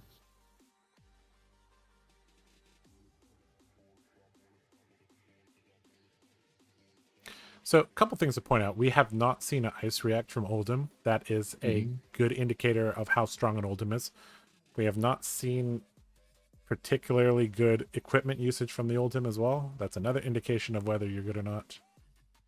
And we saw taking a bunch of damage to clap back for so-so damage and on-hit Right. effects. Yep. So And this indicates to it me like he's played the game, but maybe has not, taken the next step to think about well, it why he's doing things, or he's could just very also be nervous. just inexperience on Yep. the hero Yep. itself. Could Mhm. be another one because like you know if you're used to playing like Runeblade or Ninja, right? There's Mhm. no ongoing effects on your opponent's turn, right? Yep. It's Yep. like, did my snatch hit? Do I need to draw my card? Okay, next. There's Yep. no like, oh, I crushed you, so no go again. Yep. There's none of that. So Yep. it could be he's just out of his comfort zone, both in like hero selection or he, One thing of maybe. note is I think if you verbalize the crush effect and your opponent does not follow it, I think that's a GRV for them. It would But you be have for to both players. it's for both. Well, it could be, yeah. Yeah, it would Hmm. be because it's just failure to maintain board state Yeah. is what it boils down to. Yep.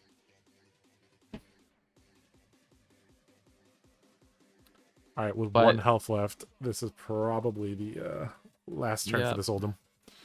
We have to keep in mind that Oldhim also has a decent amount of 2 blocks in his deck, so mhm. um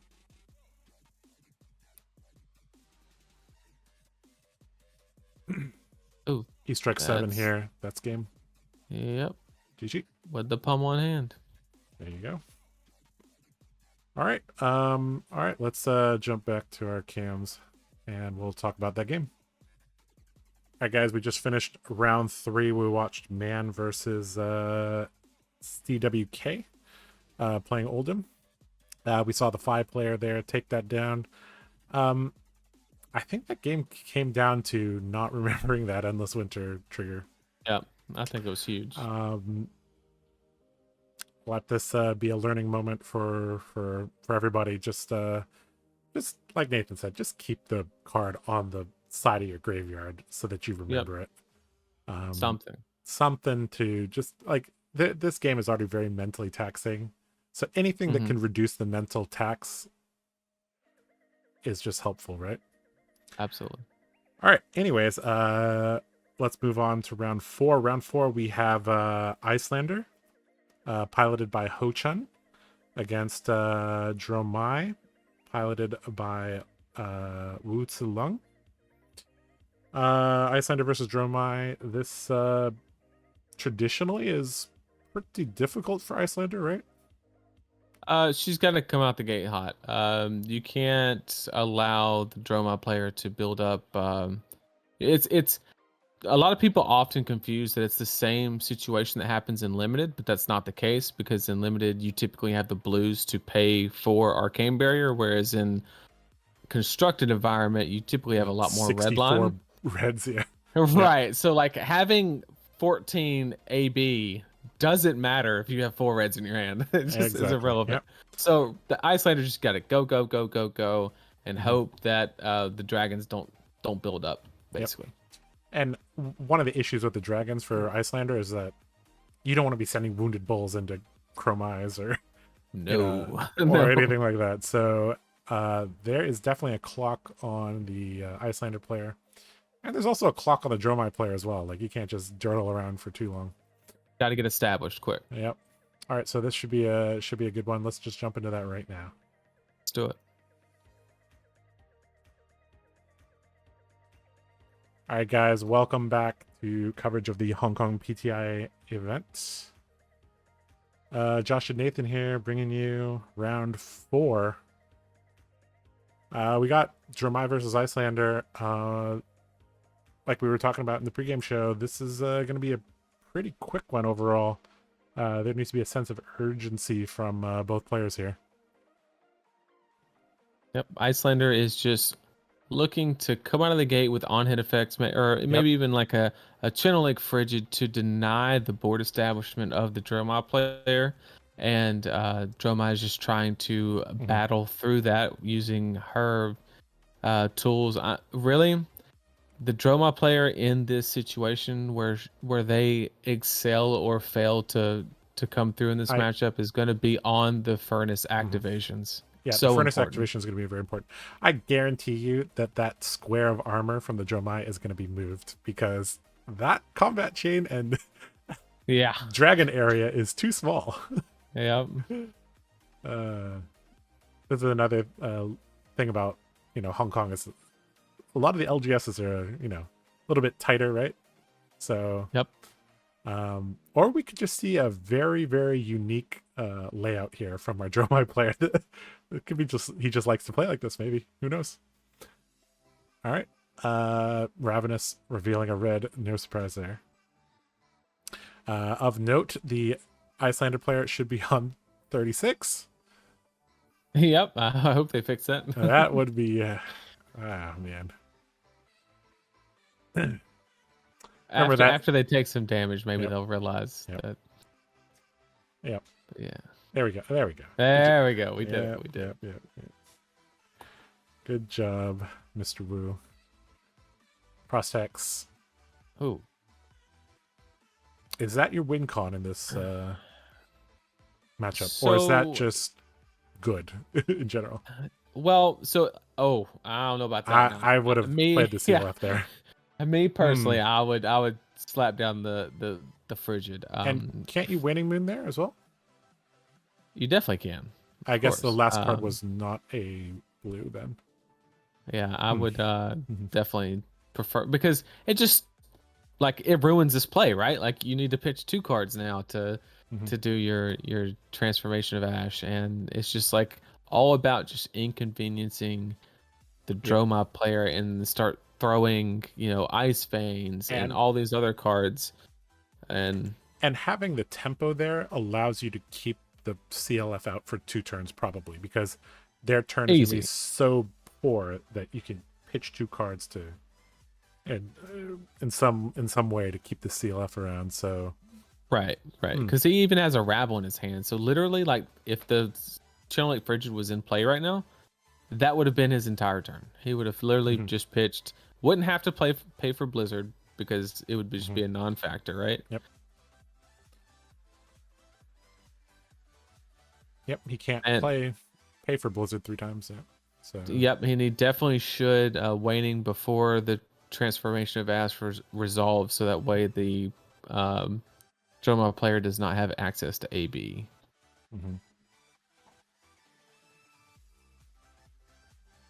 But that's after he plays a non-attack, because Blizzard does not turn on Waning Moon, so he still needs to play the Arsenal if he does plan on doing that. Yep. Which he clearly does not. So maybe he arsenaled like a red attack or something, and he's that's kind of trying to come out with a Scar for Scar or something like that. But this is a good start for the Dromai player. Yep. Just looking at things initially. Yep. Yep.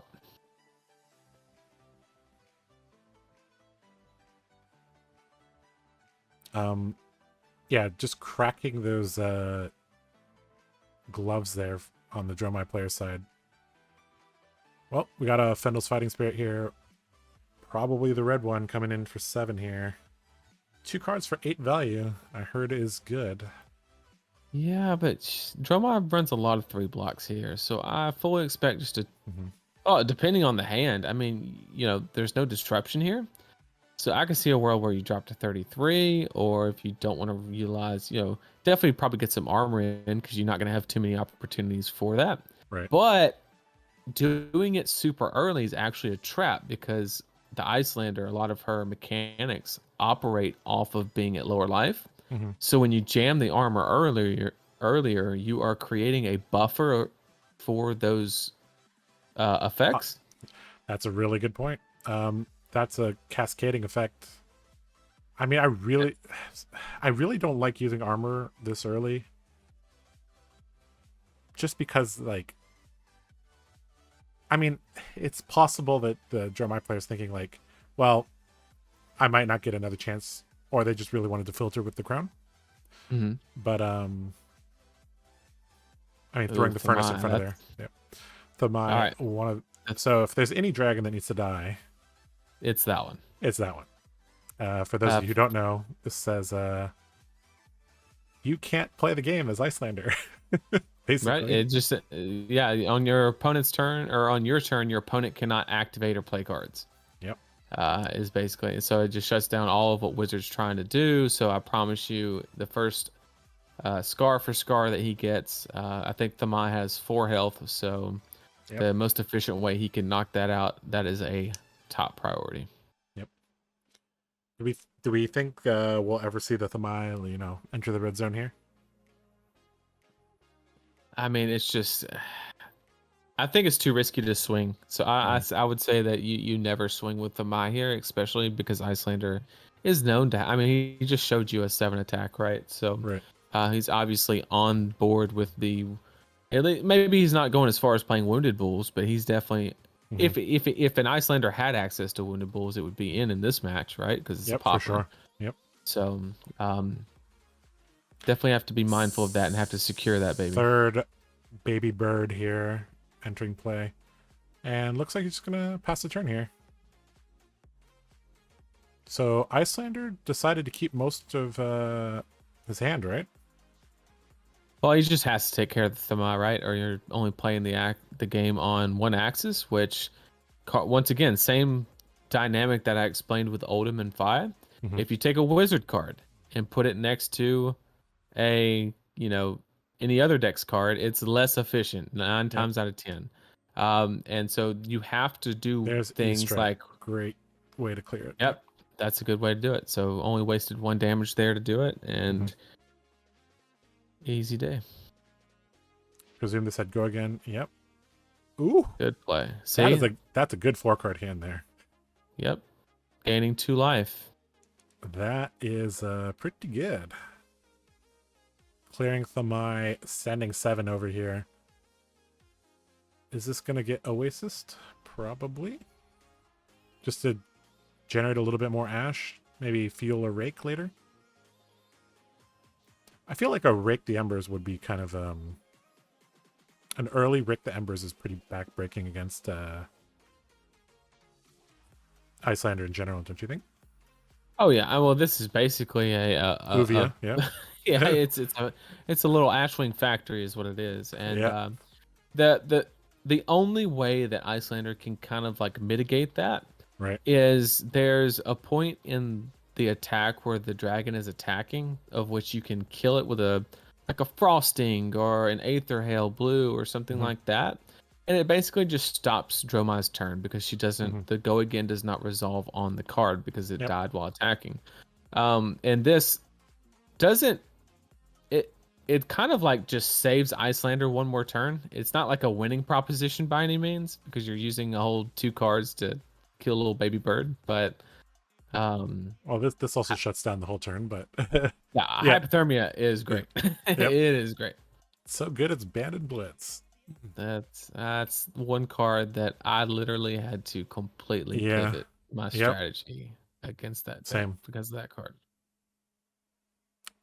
Same. Hate it. I've gotten really good at identifying it. I was getting some practice games in, and I was able to guess every single time when they had it. That's pretty good. That's 6 cents, especially if you play a wide deck. All right. So if you were the Iyslander player, what would you be trying to do at this moment? Well, the first thought going through my head is, what has this Frost Hex actually done for me in the game? And the answer to that question is currently 0. And ask yourself what that Channel Lake Frigid could have done, and you wouldn't be looking at 4 Ashwings. So I think not to say, like, I don't know what his maybe he's built his deck in a way that his in-game plan is like Rick the Emperor's here. Oh, that's just so much ash. Does he even have? He doesn't have any ash at the moment, does he? He doesn't, but you still generate the 2 off of. And I'm not sure if there's a. No, there's not a cheeky reaction where you can like furnace. Furnace, in the middle. yeah, you can't do that here. I mean, still 2 dragons is 2 dragons. Right. We take those. I'm astonished that he's still playing with his equipment in this current position. Especially with the life counter on there. What happens when you have 10 dragons? What are you going to do? This is exactly what I was talking about. He is frosting for 1 damage on the Aether Ashwing, which means it does not resolve, and his turn's basically over. So it effectively did the exact same thing as hypothermia. So all he can do is just make some ash. And the key here is he is not going to Waning Moon because the float is there, and that's just wasting a card because he has AB. Yep. You'd only do that when there were 1 or 2 baby dragons. Yep. Isn't there an argument to doing that because there's a frostbite at the moment? You'll squeeze 1 damage in. I mean, 1 damage for a card. Would you do that trade? That's what it comes down to. I mean, it also depends. Yeah. It also depends on the card, right? Because if you look at Iyslander's turns, she very rarely can use a 4-card hand. Yep. Very rare. Like most turns has to be like are go like, again. Yeah, it's like slap a big Arsenal, 7 or 8. Yeah, slap a big 7 or 8 E-Strike or whatever, and then Arsenal card. Or sometimes it's like an Ice Vein, right? And then Arsenal, something along those lines. Of note, like we haven't talked about this, but the Dromai player actually has Snapdragons. So, what do you think? What do we think we're gonna see with Snapdragons here? It could be running Snatch, anything like that, just trying to get a little bit of aggressiveness. I think they were running it in that Red Hot list that we saw in no, it was Philly, right? Yep. Yeah, it was Philly. The Red Hot list, I think they were running it. Okay. All right, I believe it is the Iyslander player's turn, and they have several cards in hand. Brain Freeze on the Iyslander's turn? Yep, there's Brain Freeze. If you were to ask Christopher Lyali if that card should be banned, he would tell you yes. Because that card got him good in the finals of the world. Asvali, Dromai, the Snatch Dragon. Well, you can only get Azraeli and Chromai. So out of those 2, I would probably pick Chromai because Chromai is one of the ways you actually get around the frosting. Killing the dragon or whatever because the action point carries over. Yep. Whereas Azraeli, it's like you don't really care about Arcane Yeah. Barrier. But Yep. I guess he chose others. Do we? Oh, okay. Interesting. Interesting. I mean, do we think like we generally in the Icelanders list, do they have any sideboard cards to help them in this matchup? Or is this just a pretty rare matchup and they're just like, if we meet Dromais, we meet Dromais. So be it. Yeah, I think they're already so tight on like having to run D reacts and stuff like that that Right. they just don't have that luxury. Okay. Well, Dromai hits the field here. And we're going to see if this Dromai comes back to bite.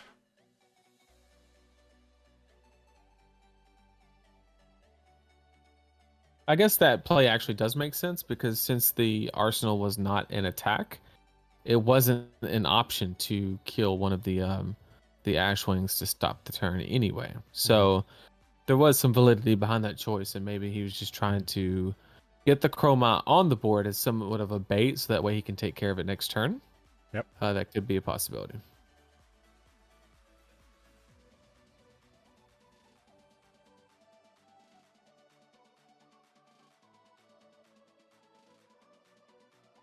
All right, in come the baby dragons.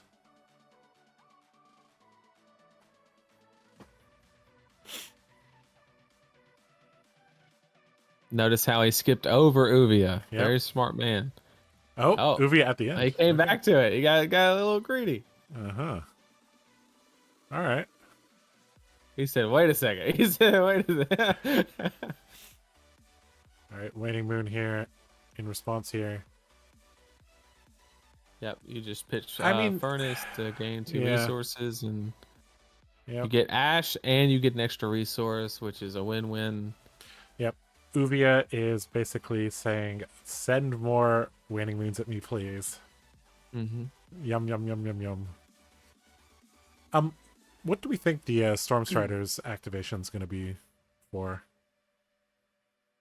It's really just going to be probably to rob the hand, because there's a very important interaction that if you do your math correct, it can be extremely beneficial as a Dromai player, because like let's say he sets up Insidious Shields and Amulet of Ice, right? And then triggers all the effects at one time, right? You can pitch your reds as resources, but leave one floating, and then pick discard on any of the triggers that are left, like on the Ice Vein after it hits or whatever, may be the case, and then activate Furnace to regain those, to then stop the arcane damage that would be on the end, like a Frost Hex or whatever the case may be. Yeah, that can get really, really complicated. Yep. All right, looks like that's hypo, right? So this turn will end. Oh no, he still has action points. Never mind. He's gonna do it the old-fashioned way. Yeah, he has double action points. Yep. So and Rabble has natural go again, so it's unaffected. Yep. So actually, he should be back at 2 action points here. If he played the hypo on the first Chroma, it'd be 1 action point, because the Chroma, would regain its own action point, then the other Chroma would regain its own action point, and then Rabble. So he should have 1 action. Oh, okay, well, only 1. Okay. Yeah, that's still good for 1 more attack. Ooh. Like a snatch. Here comes snatch. Yeah. Probably gonna see Cornet Peak blocking here. I don't hate it, because there's actually the threat of snaps here as well. Yeah, because if you are ever Cornet peaking with this board state, you've lost the game. Yep. So don't hate it the least bit. Tunic to armor up here. Nice. Well, also snaps doesn't work because of hypo.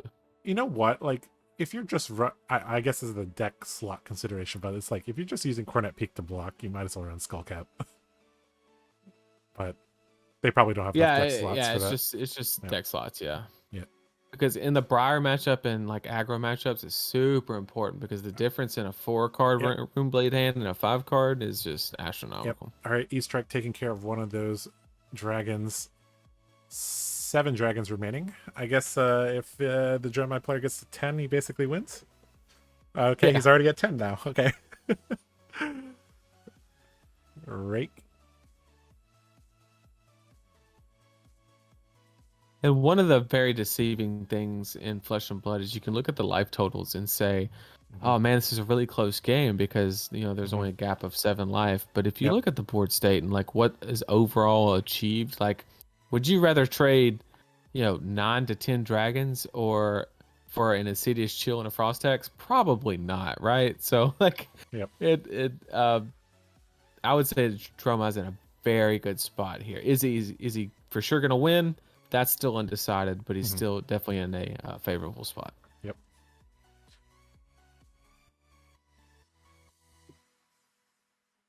All right, in come the dragons. Aether Ice Vein blocking that dragon out. Snatch Dragon. No more armor to save him. Unless he wants to throw the tunic in front of it, which might be a consideration here.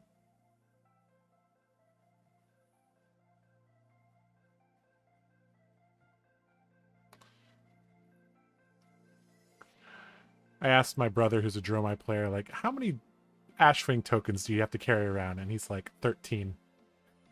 13, that's the number. 13. So if we'll see if our Dromai player here can hit the 13 here. As expected there, Tunic jumping in front of that snatch, and in come all the dragons. Including the Mama Dragon. She has done her work. Time for her to get in the red zone as well. Do we see a way out for our Iyslander player? Me personally, I do not. If he had more of a board state, maybe all the Frost Hexes and like another Chill or something like that. But at this point, like you're on that game plan of like you just block this out, or I mean, you could just take it. Why not? Yep. What's 8 damage? Right. It does have a sigil, so it probably influenced the decision a lot. Yep. But you're just trying to play a red card and swing with everything. Like it's that simple. Miragai, and there's good dragon.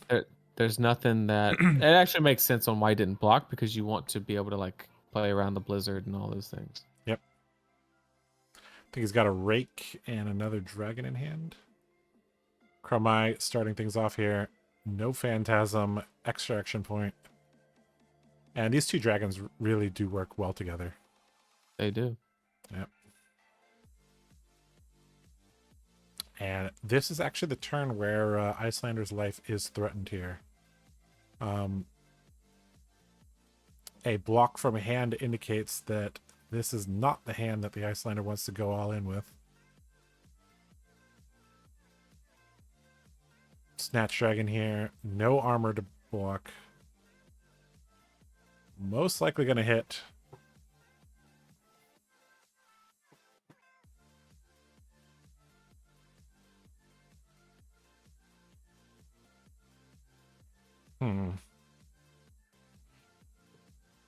Also very important, if the Iyslander player did have an Amulet of Ice, the Kyloria could actually steal it.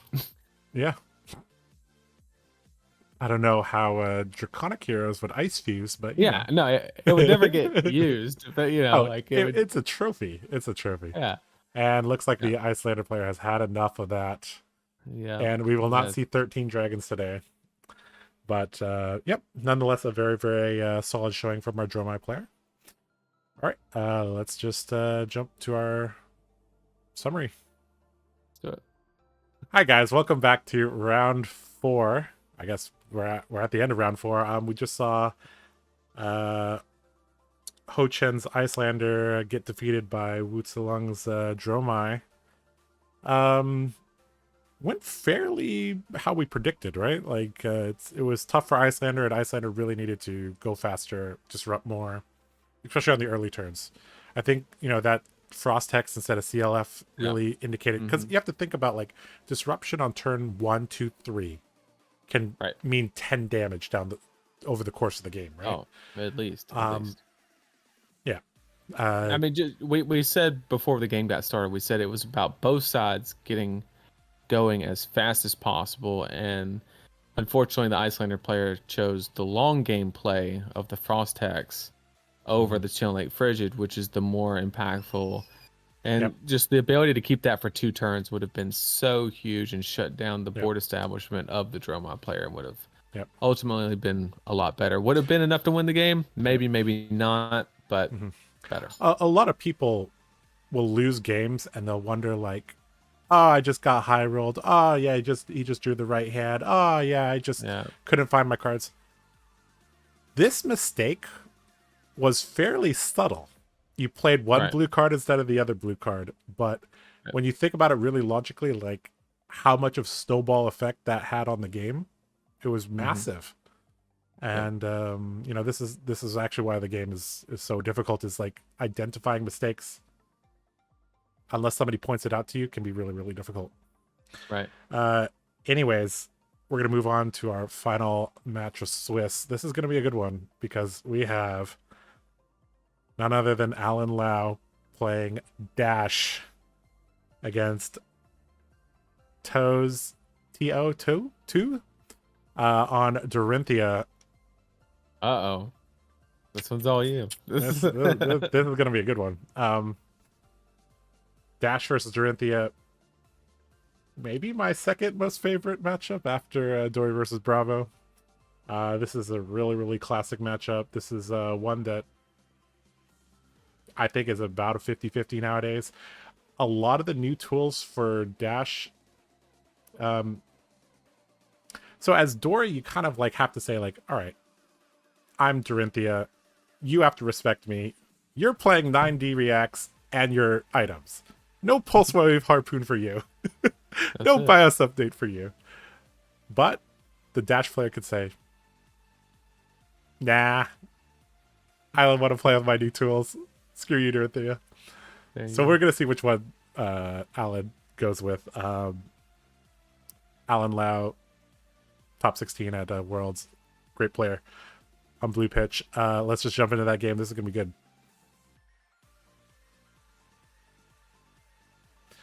All right, guys. Welcome back to round 5 of the Hong Kong PTI Classic Constructed Tournament. This is the final round of Swiss. This is a win and in for both of these players. Alan versus Toe, or Two, not sure how to pronounce it. One thing I wanted to point out, look at Alan's equipment. That's his teammates on those sleeves. Really nice. That's it. We gotta get one of those done for us. Anyways, all right. First off, Dorinthea running Courage of Blade Hold instead of Tunic. So there's several ways to play this matchup. The first thing is that if you go for the Tunic, you anticipate the game going very, very long. And generally what you're going to try to do is barely get over and force them to use D-Reacts. And basically drain them of D-Reacts and try to kill them in that window where they have no D-Reacts and not enough board set up. That's one way to do it. However, I think the better play is actually with the Courage of Blade Hold. The Courage of Blade Hold, you need to set up a potion and go for a triple hit combo. And once you can do that against Dash, you know, even if they have a D-React, a triple hit combo often can just press through. So, all right, we see an erase face from our Dorinthea player here. Is that a hyperdriver as a starting item? It is. I was about to say. I was waiting for you to catch it, but that is what is going on. And I think we're going to see some mech action, dude. And that's a Visitronic Model I, not a Skullcat. Yep, oh my god! You know what? He messaged me 2 weeks ago. He's like, Josh, I want to show you some Dash. I never got around to showing it to see. Oh man. I guarantee you what he's gonna do is he's gonna play BIOS update and then pop the Visitronic to put the item on top, the hyperdrivers, to put them on top as he's boosting for attacks, because Visitronic allows you to draw a card then put a card back on top, and he's just gonna get like 3 or 4 items in one turn. God.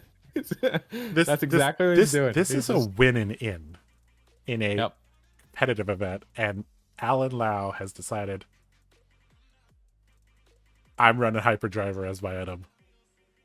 Okay. I mean, it makes perfect sense. You just sit back, you Block block 9. everything until you get like a good hand with like a bunch of items, Mm-hmm. and then you just go ham. Like Out for blood here, Singing Steel Blade into stroke. Gonna go over by 1 here. Gonna secure a blue on the next turn. 1 float. Should have used the stroke reprise here to secure a blue.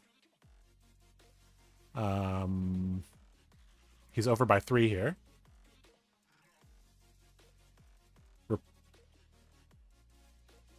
Probably block this in the arms, right, to stop the counter generation.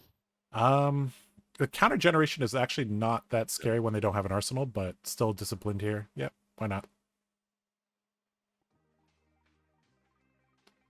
All right, just poking in here with the pistol. Since you don't have the induction chamber, you're gonna use it whenever. This is interesting. This is kind of reminding me of like block Rhinar club, Rhinar club. Yeah. Oh man. And another thing to take note, we were talking while Alan did it, but yep. Alan went first and activated his pistol approximately 7 times. Because you could just do that over and over again. You don't have to not have a steam counter on it. So if you're playing Dash and you ever go first and you just want a new hand, like a D-React, how you do it. Yep. Yep. Or in his case, he just wants items. Like I just think he's gonna just block with everything that's not an item. Play the item. So for those of you who don't know, Visitronic Model I says when you boost, you can put a card on your head. You draw a card, then put a card back on the top of the deck, I think, or before you boost.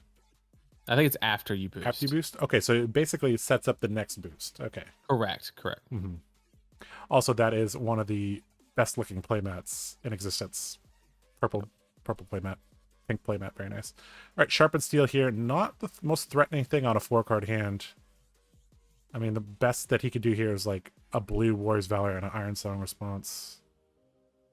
In which case, that's going to get a 9 block from Alan every single day of the week. Because he's like, did you really have the exact perfect hand? You didn't.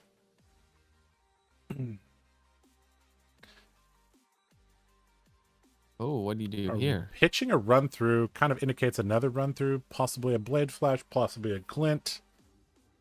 Here I would have this is actually or he has hard a blue to read problem. Here. Yeah. Could have a blue problem. Yep. Okay, double run through here. Okay. No, that's that's the other precision one. press. Sorry. Yeah. They have those. Okay, the one he pitched is run through though. Yes, they look very similar. Here it goes. BIOS update. Visitronic. Show it to me. Pitch T-Bone. Okay. You don't have to pitch for BIOS update though. What's going on? Oh, he's loading the pistol. Okay. Okay. Now. All right. I feel new wrinkles forming on my brain. Hyperdriver. Okay. What? All right. That's Hyperdriver. it. Huh. Oh, that means the other card in his hand is another Hyperdriver. And he's trying to get another one. Oh, wait a second. Don't you just keep blocking with the mech when you get it? And it just shuts Dorinthea down? I guess. I don't Because know. it's not a card from hand, bro. And it blocks for like 5 or 6. Doesn't the Mechanoid need the head though? Or you just put 5 equipment under it? No, all the Hyperdrivers are equipment plus the arms. Oh, plus the arms. Okay. Yeah. Okay. So you get like 4 or 5 Hyperdrivers. The boosters like give it plus 1 attack. Right. Okay. Pretty threatening turn here. It spoils a war.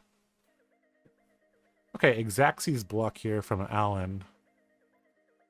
No doubt the Dorinthea can get over this, but does he have a D-React? Pumping it by 1 here. I would grab Puncture here if I was the Dorinthea here.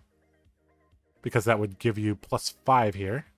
Meaning Sync Blow does not work here. This is one of the dangers of blocking Xaxes with armor against Dorinthea nowadays. Because they can go Singing Steel Blade into Puncture. Puncture red. Give it plus 5. And then you're a sad duck. Out for blood. Also fine, but I think this plays into first of all, you want the punctures out of your deck because there's no more armor blocking, right?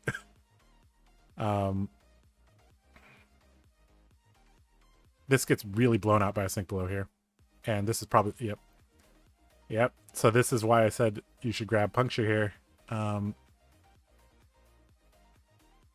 And this is why we need dice to, as Dorinthea, just to, because it's possible he like kind of, okay, this is not a good twinning blade here.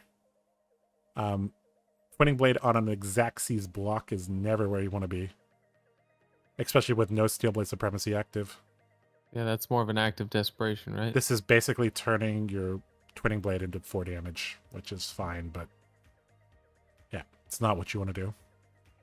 So just to give an idea, since the mech is a fairly new concept for most players, basically what it says is it costs 4, and it says transform target mechanologist head, chest, arms, legs, equip, and weapon, and 3 hyperdrivers into the other side of the card.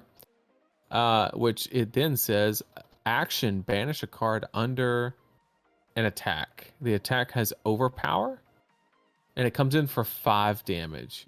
And so overpower is not very good against warrior, but continue. correct. But so basically he can just swing and block, swing for 5, and then block, and then the block has temper on it. He has assembled the 3rd hyperdriver. Yep, so now he's just waiting on the piece, which, assuming he didn't block with that card for a reason, that is probably it. Okay. Look at that. 2 squares or 2 rectangles of cards. That man is so played Tetris beautiful. Before. I guarantee it. Oh man, look at that. You got the T block, the square. Oh man, oh man. Love it. All right. So step 1 complete for our dash flare. Don't die, assemble 3 hyperdrivers. What's step 2? Step 2 is define the mech card and then pitch 4 resources to play notice he did not boost at all this game. Yep. And also, another thing to note is in combination with a high block octane. At +4 here, very nice. Only gets blown out by overpower red. He has an overpower in hand, but that's probably a blue. I believe that's also a glint. Yeah, anyways, what were you saying? In combination with high octane. Yep. You can attack with the mech like 4 or 5 times in a turn. And that Dory's health is going to disappear. There's glint. Right. Hoping to draw. Blocking at +4 is shows a lot of experience on Alan's part here. If you're gonna block a naked Dawnblade, which generally you don't want to, but if you do, blocking it at +4 is much better than blocking it at +3.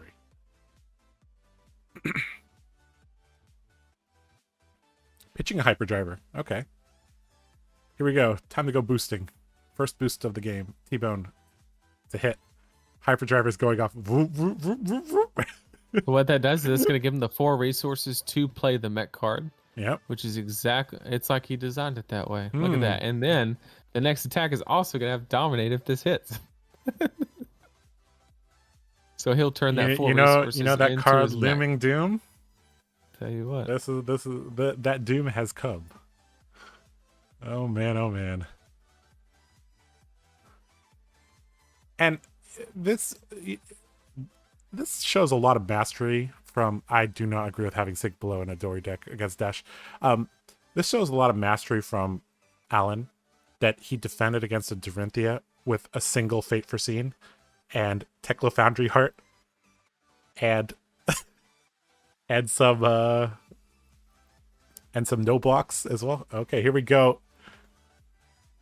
Yep. It's happening, so it all boys. Goes underneath. He is not scooping. He is not scooping. He is putting 8 cards underneath, so therefore he can attack with that card 8 times. Yep. Is effectively what's happening. And then it also blocks for 5, but it does have temper on it. So he can get effectively 5, 4, 3, 2 block out of it, which is 9, 12, 14 block, and then not block the last time or it'll destroy it. Yep. You thought Husk was bad? Oh man. I'm so sorry, Dory. And now that he has 8 pieces of equipment underneath it, he can effectively attack with that card 8 times. Yep. So I think the next game plan is to just set up a high octane and win the game. Yep. If I'm not mistaken.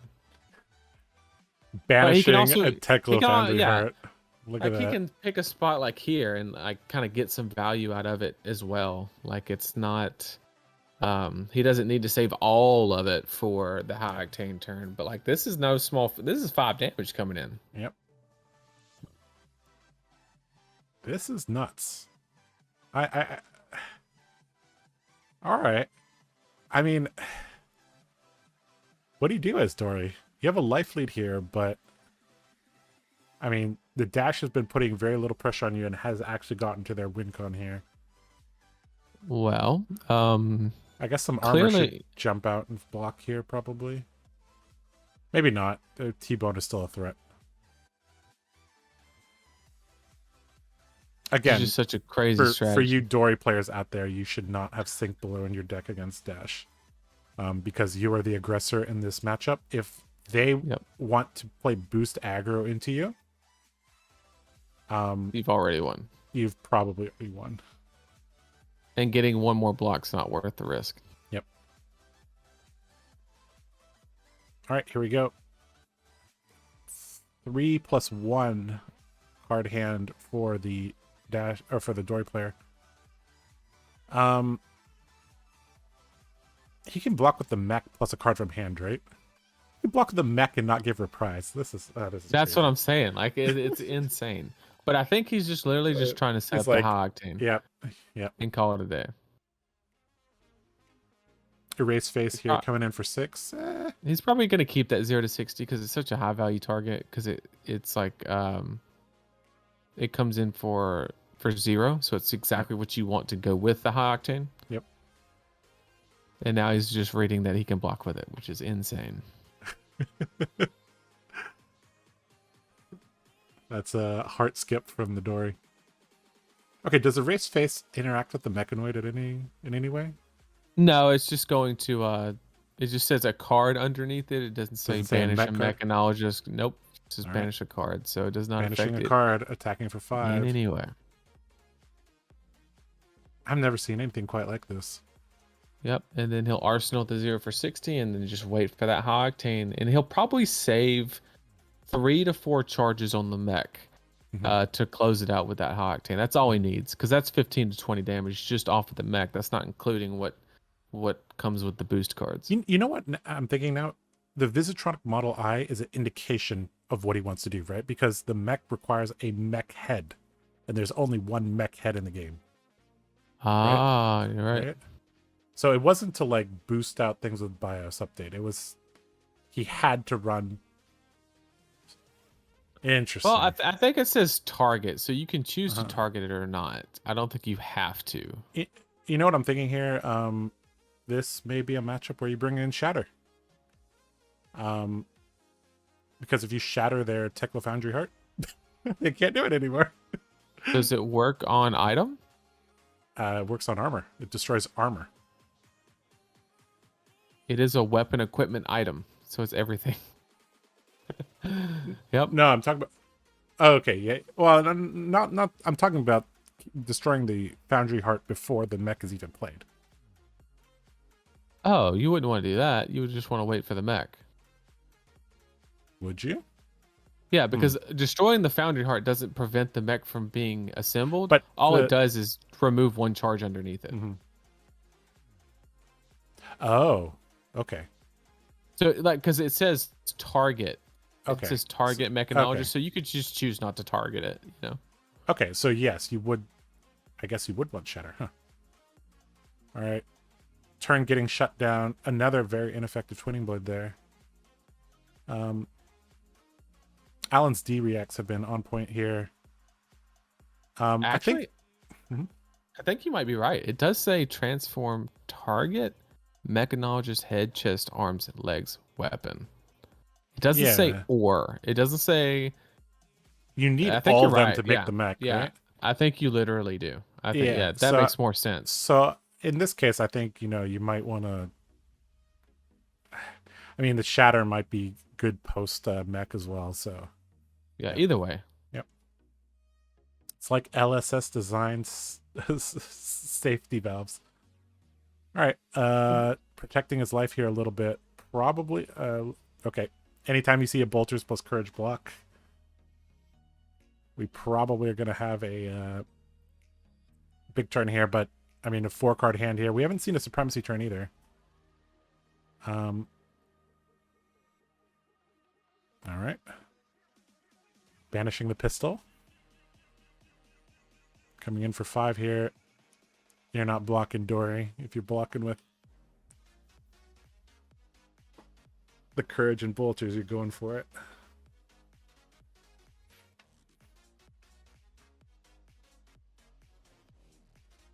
Another thing is that if you can set up an E-pot, you can your shatter is even more likely to connect. Right. Very, very interesting.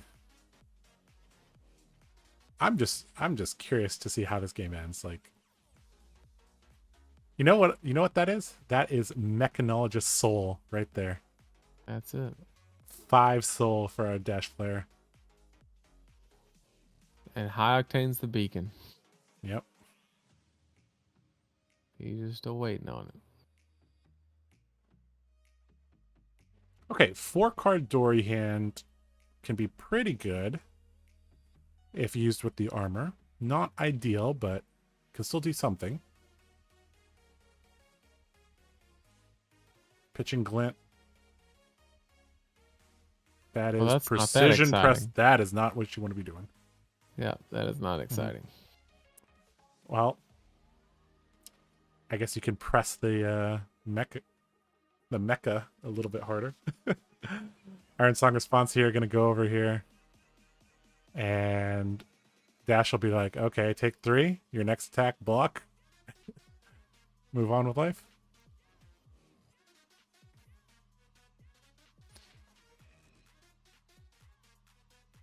All right. Look at Alan thinking about the decision to give the illusion that he has a D-React. I love it. Yep. Yep.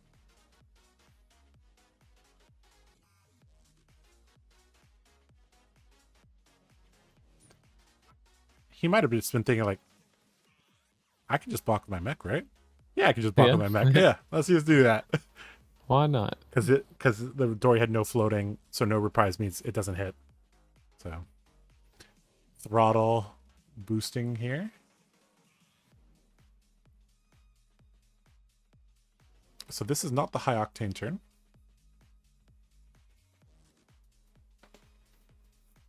So this is interesting.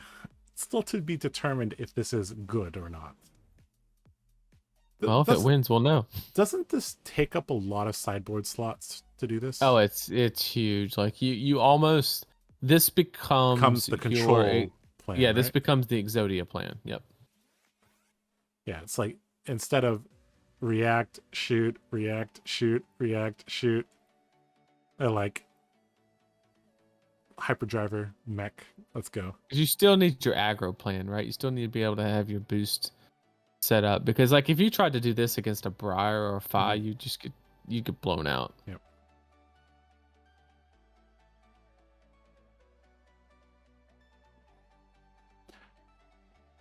I think we're just seeing very, very good offense, or sorry, very, very good defense from Alan, and rather average offense from our Dory. First Steel Blade Supremacy here. Okay, so this probably will be a courage break here. Oh, Alan has a sync blow in hand though. Okay, that's going to be really tough. Ready to shut it down. Glistening Steel Blade. There's the card we don't like. Yeah. All right, so this is a little bit more threatening because... Ooh. Oh, okay. Yeah. Ooh. All right. All right. He's got his own Exodia. All right. I still think the mech plus a sync blow actually stops this, doesn't it? Not 6 dominate. 6 dominate here? If he has a pump, it gets over. Gotta have a pump. This blocks for 3? 4, 5, 6. Yep. So this is exact.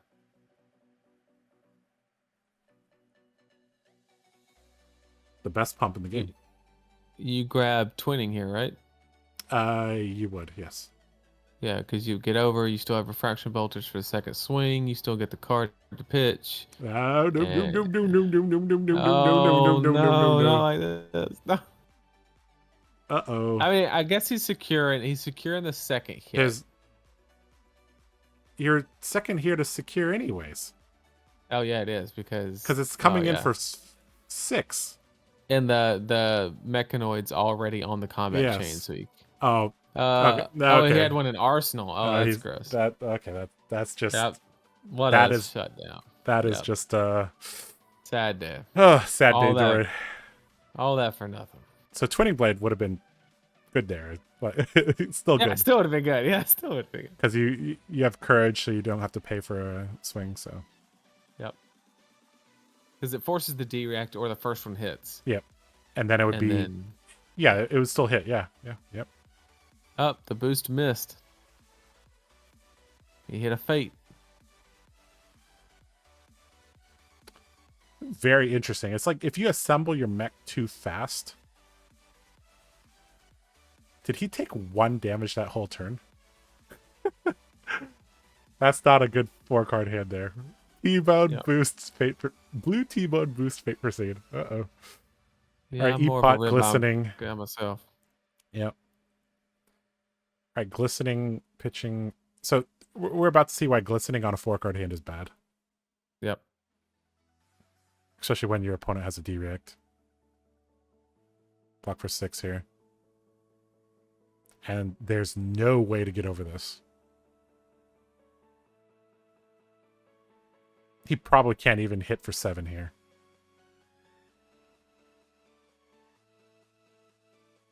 It literally has to be route or overpower here. Or singing steel blade, but that's... I would have not played the glistening and just swung there. Interesting. 2 very ineffective turns from both players. All right, let's see if Alan boosts another fate foreseen here. He put it down with some oomph. He's like, He's like, I know how many DVX I have left. Actually, that's kind of a tell there, because let's say 5 of his DVX are already out. It's like the 6th one's in the arsenal. Yep. All right, as Dory, you got to block this for 6 here, and then your offense will stumble here. Sharpened Steel, Stinging Steel Blade. Mech going to come in for 5 here. That's going to rip another 2 cards. That was a Nourishing as well. And now he has full tempo. Yep. And now we might see a high octane finisher here. That's it.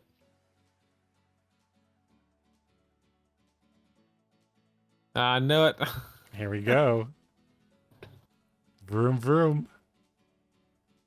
Still has 3 items left under his mech. All right, T-Bone boost. Gain extra action point. Yep. And it'll be mech for 15. Yep. That mech, usually mech, wins.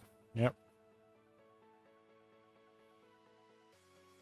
Boost. That's a good one too. Yeah. Boost. Easy. 3 action points. Mech, mech, mech. Good game, sir. Tap, tap, tap. Block 5. 5 with overpower, 5 with overpower, and 5 with overpower. For those of you who don't know, overpower means that you can only block with 1 action card. Wow. Wow, wow, wow, wow, wow. Alan Lau winning the game with style there. Well played from him. All right, guys.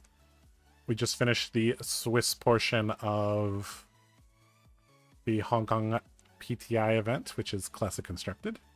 We just saw Alan Lau assemble Exodia. Yep. Gundam Dash. That that was a really, really interesting game, and that makes me really want to, like, play a couple games with him to see, like, just is that consistent? That seems like it's should be decently consistent, right? You just need two more hyperdrivers. Like, how many hyperdrivers would you run in that deck? Probably 4. 6. Like, you have Spark of Genius, right? So you don't really need to run 6, right? Well, just because you need the ability to like keep an offense, and you might banish a couple off the top. Right. So I think 6 is probably a good number. You probably run the blues and the the reds. Seems good. Seems good.